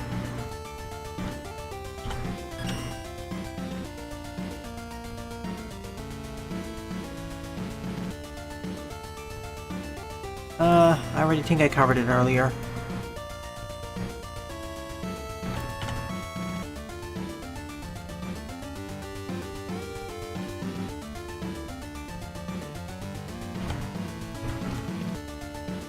Okay, alternate.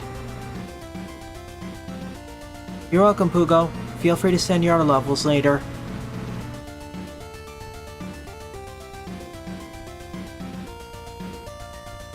"14th up is Exchange Rates Puzzle by Natolt Puzzle. 22 plays and a score of 3. Gonna be a short one.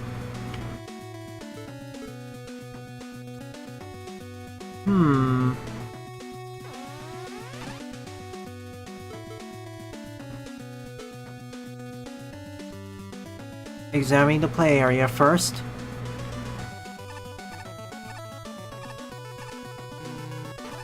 Grab the keys. Actually, wait, I shouldn't do it that way. Grab this. Grab this. Okay, now we need to do it in the correct exchange. Like, don't do the one with the octopus battery.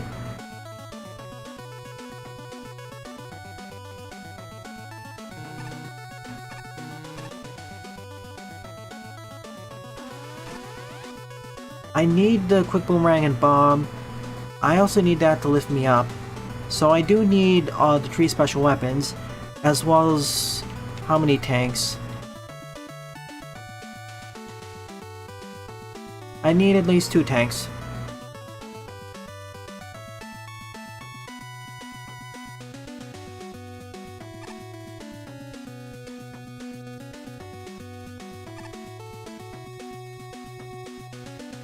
So I'm gonna try saving the red key. I actually need to use the red key here.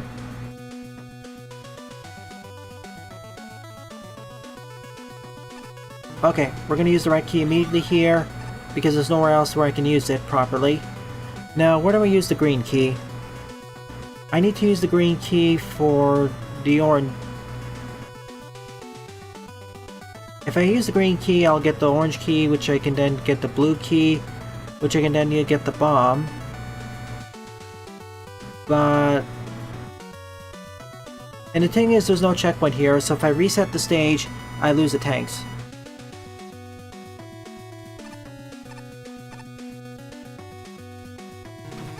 Let's give it a go. After all, I can sneak it like that.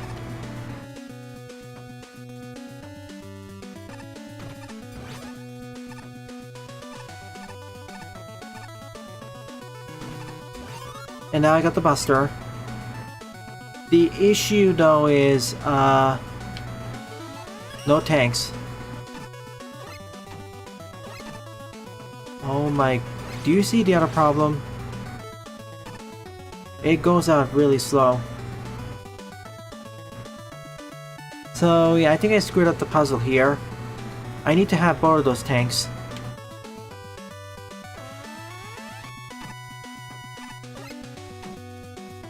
See, I'm gonna demonstrate right now the problem. I'm dead. Okay, let's try this again. I didn't think they would make it cheese-proof, but in fact they did. I'm gonna first say that the red key is obvious. It needs to be used at the bottom. There's nowhere else where it can be used.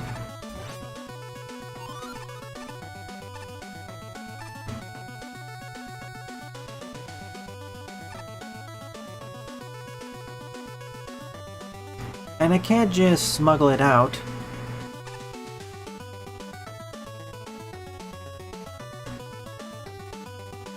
Wait a second, does it actually keep my tanks if I go through it? No, it doesn't, of course. It couldn't be that easy. I don't see any use of the octopus battery, so I think it's just a trick to get you... you know, tricked.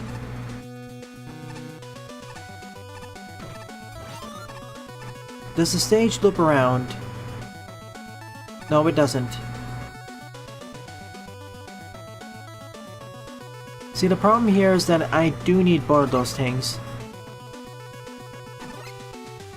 Or, or maybe I don't.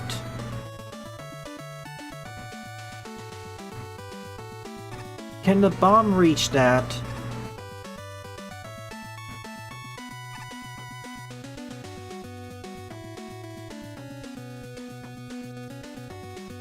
Huh. At the very least, I need the bomb.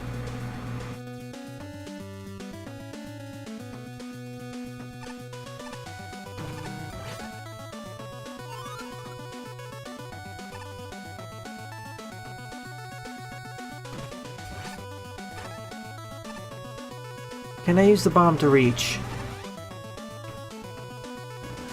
No, it's blocked by the wall. Yeah, I think I need a hint here.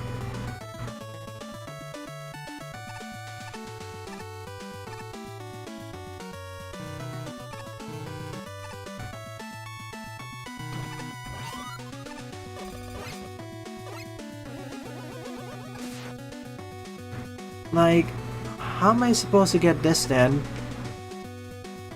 Or this? What about the tanks?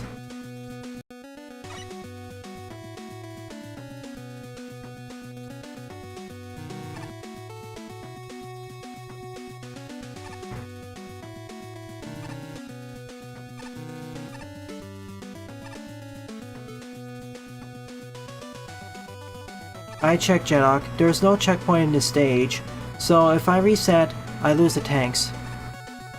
That's been cheese-proofed.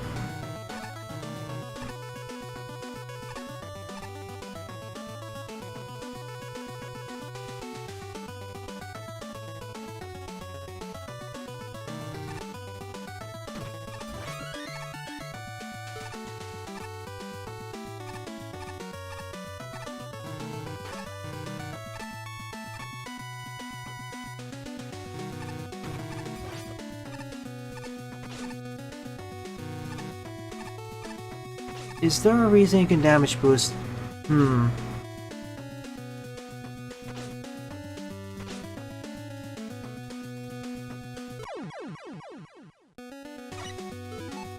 See, I still have nothing there.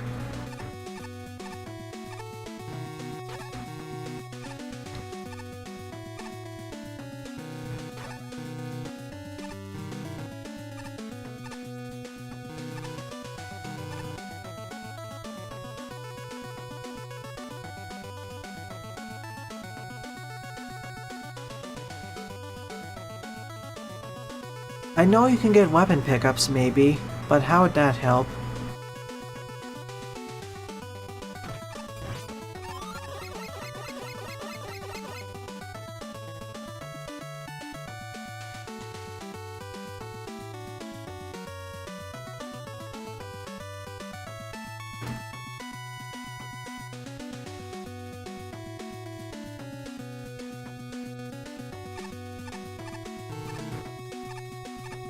I know that already. I was able to slide into the door with that. I can open the green door to get the orange key, and I can grab the hyperbong along the way, which allows me to open the orange door below there for the blue key. But that only gives me the Mega Buster. I still need 2 green keys.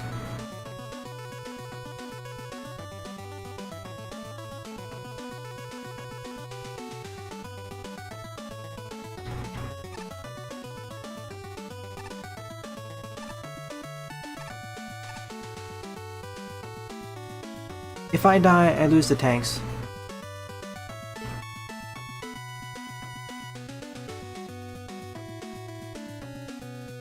That's my question. How do I do it without opening up the green door?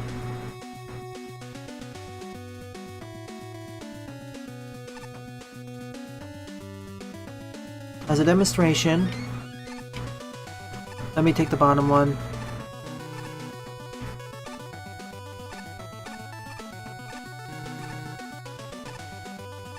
I need a 1 pixel push.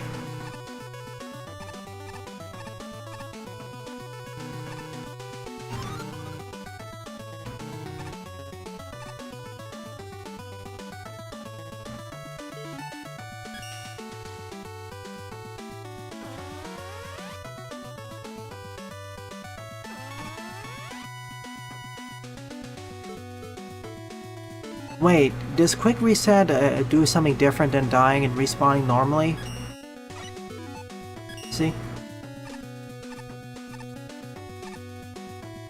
I need to check that.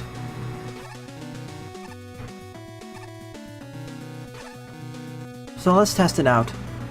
Open up this one. Open up the M tank. Okay, 0, 0, 1.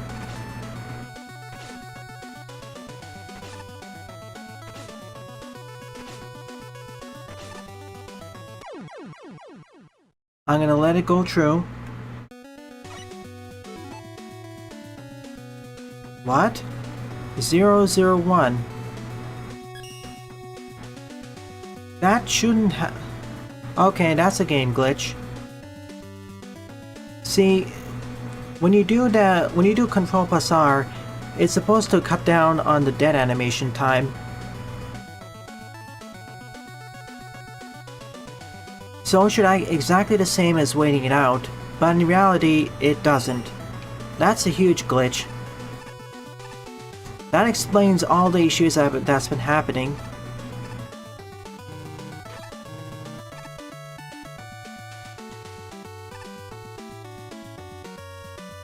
Yeah, I'd have to file a bug report with that.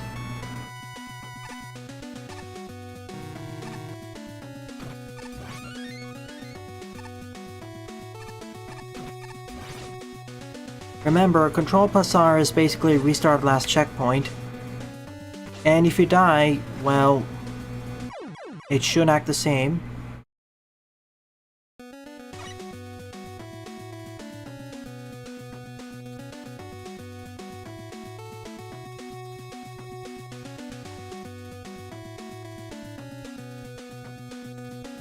Yeah, but I always thought that it's supposed...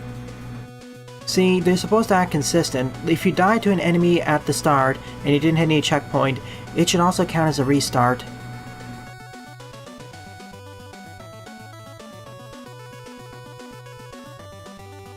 Yeah, but it doesn't alter that.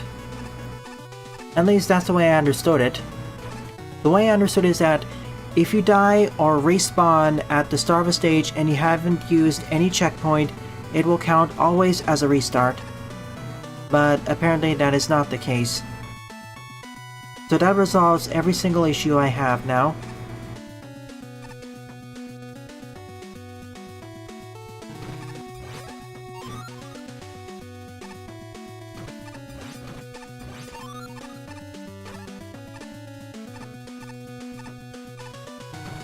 See, I had the right idea initially, but I had a misunderstanding with the engine how it works.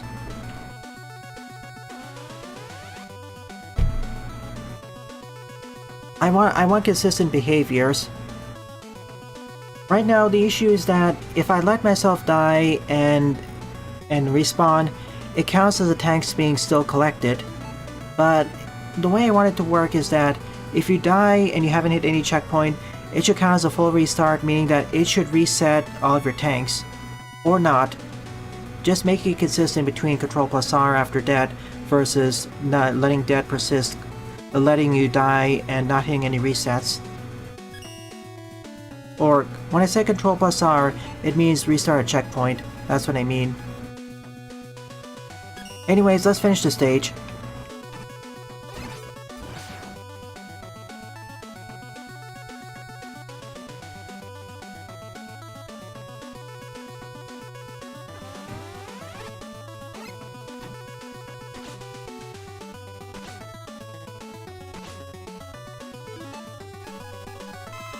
To reiterate my point so it's less confusing, I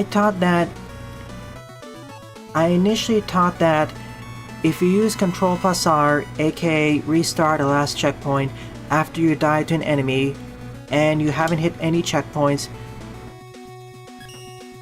it counts as restarting the stage, exactly the same. It counts exactly the same as, for example, dying naturally and not hitting a restart checkpoint or Control plus R, but they're not the same.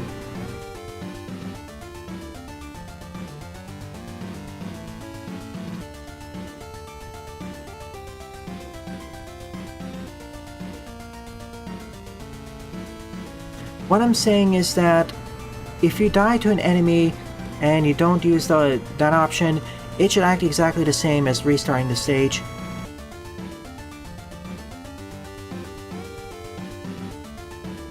It's just a weird consistency issue.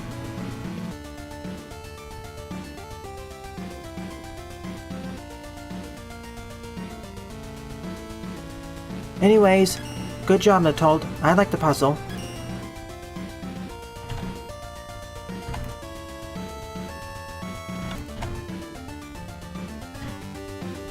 Anyways, out of the 14 levels I covered in today's stream, my favorite one would be the patio stage, the Revenge of the Fallen 13 boss rush, with an honorable mention going to Knife Stampede's Sundown Scrapyard. Good job, you two, and thank you to everyone else who submitted the levels to me and were featured. Thank you.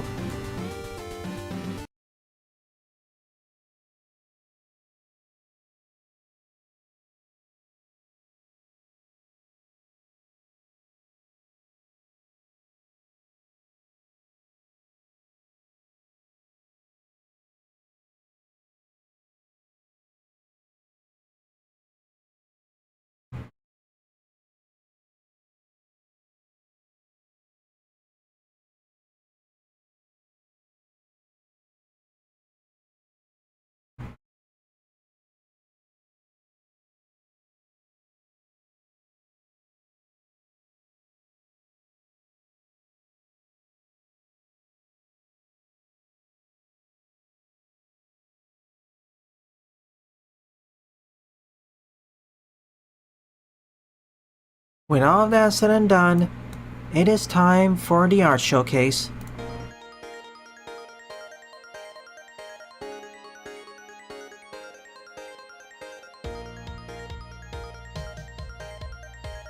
Majin Buu.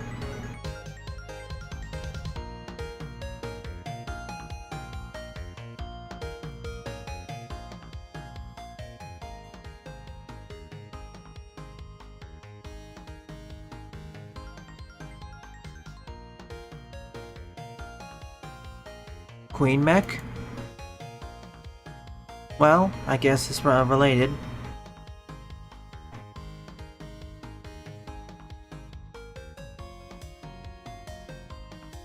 From one of the dark side endings, or neutral endings.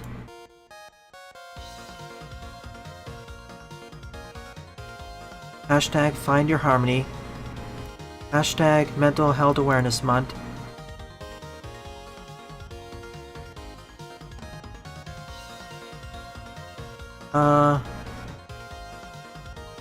Is the golem still there? Yeah, it is still there.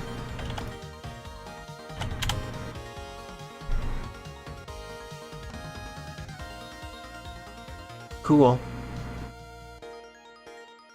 The designs kinda remind me, they're not like Eterna's aesthetic, nor are they like Itora's.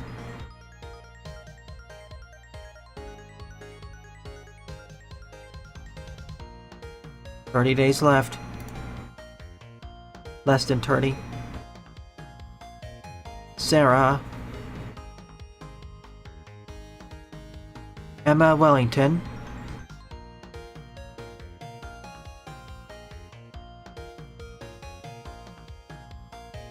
Why not have both? Rockman Overdrive Madness, Mega Man 11's prequel. Once again, I like how you have those eye catches up there. Dr. something? Durizen?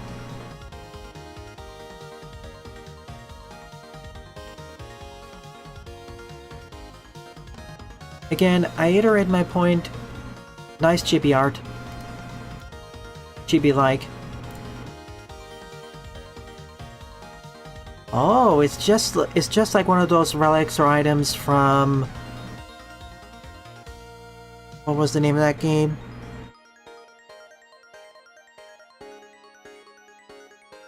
Dead Cells. Gosh, I was having a brain fart moment. Rockman Bakuha. Wily decided to take over Mega City with a dangerous, wet, stronger variant of evil energy. Artist Delusions, Hoshu, Pierce, Torrid, Warframe, and Irrigation. Box art. That's cool.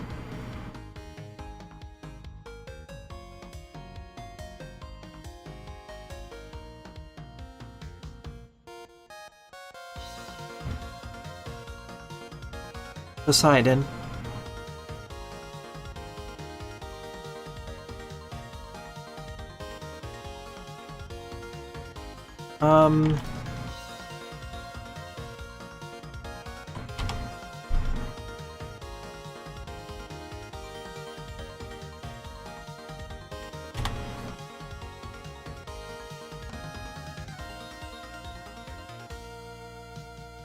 Neat.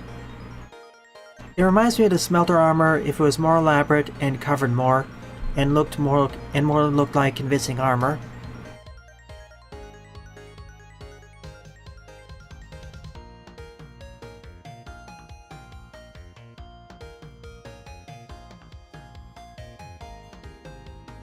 Another monster, the spiked crab.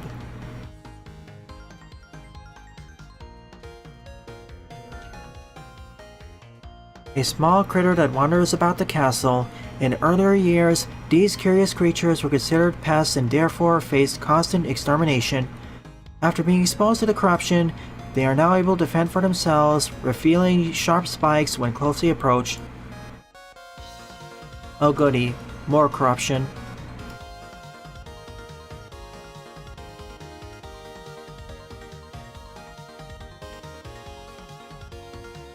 SBO versus Xena.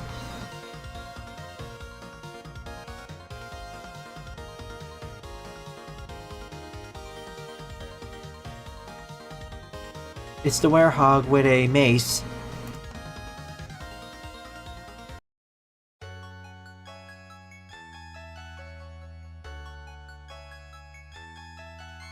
If you like some Too long,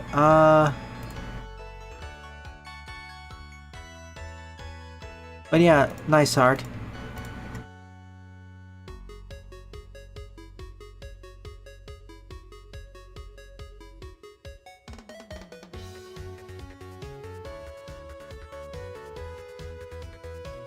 If E102 was still alive, it'd be fun to see their interactions with Omega.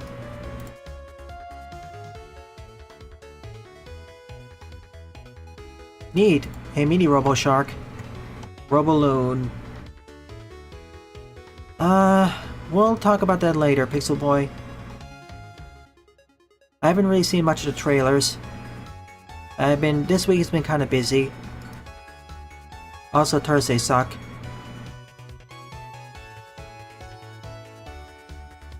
Anyways, this marks the end of the stream. Thank you to everyone who either submitted levels, posted art, or just participated in chat. It's because of your continued support why I continue to produce content for the channel. Thank you very much, everyone. You know, usual disclaimer, please rate, comment, favorite, and or subscribe, as they always help with the channel, and please watch Twitch and Discord servers. I hope to see you all either in the meme stream or tonight. See ya!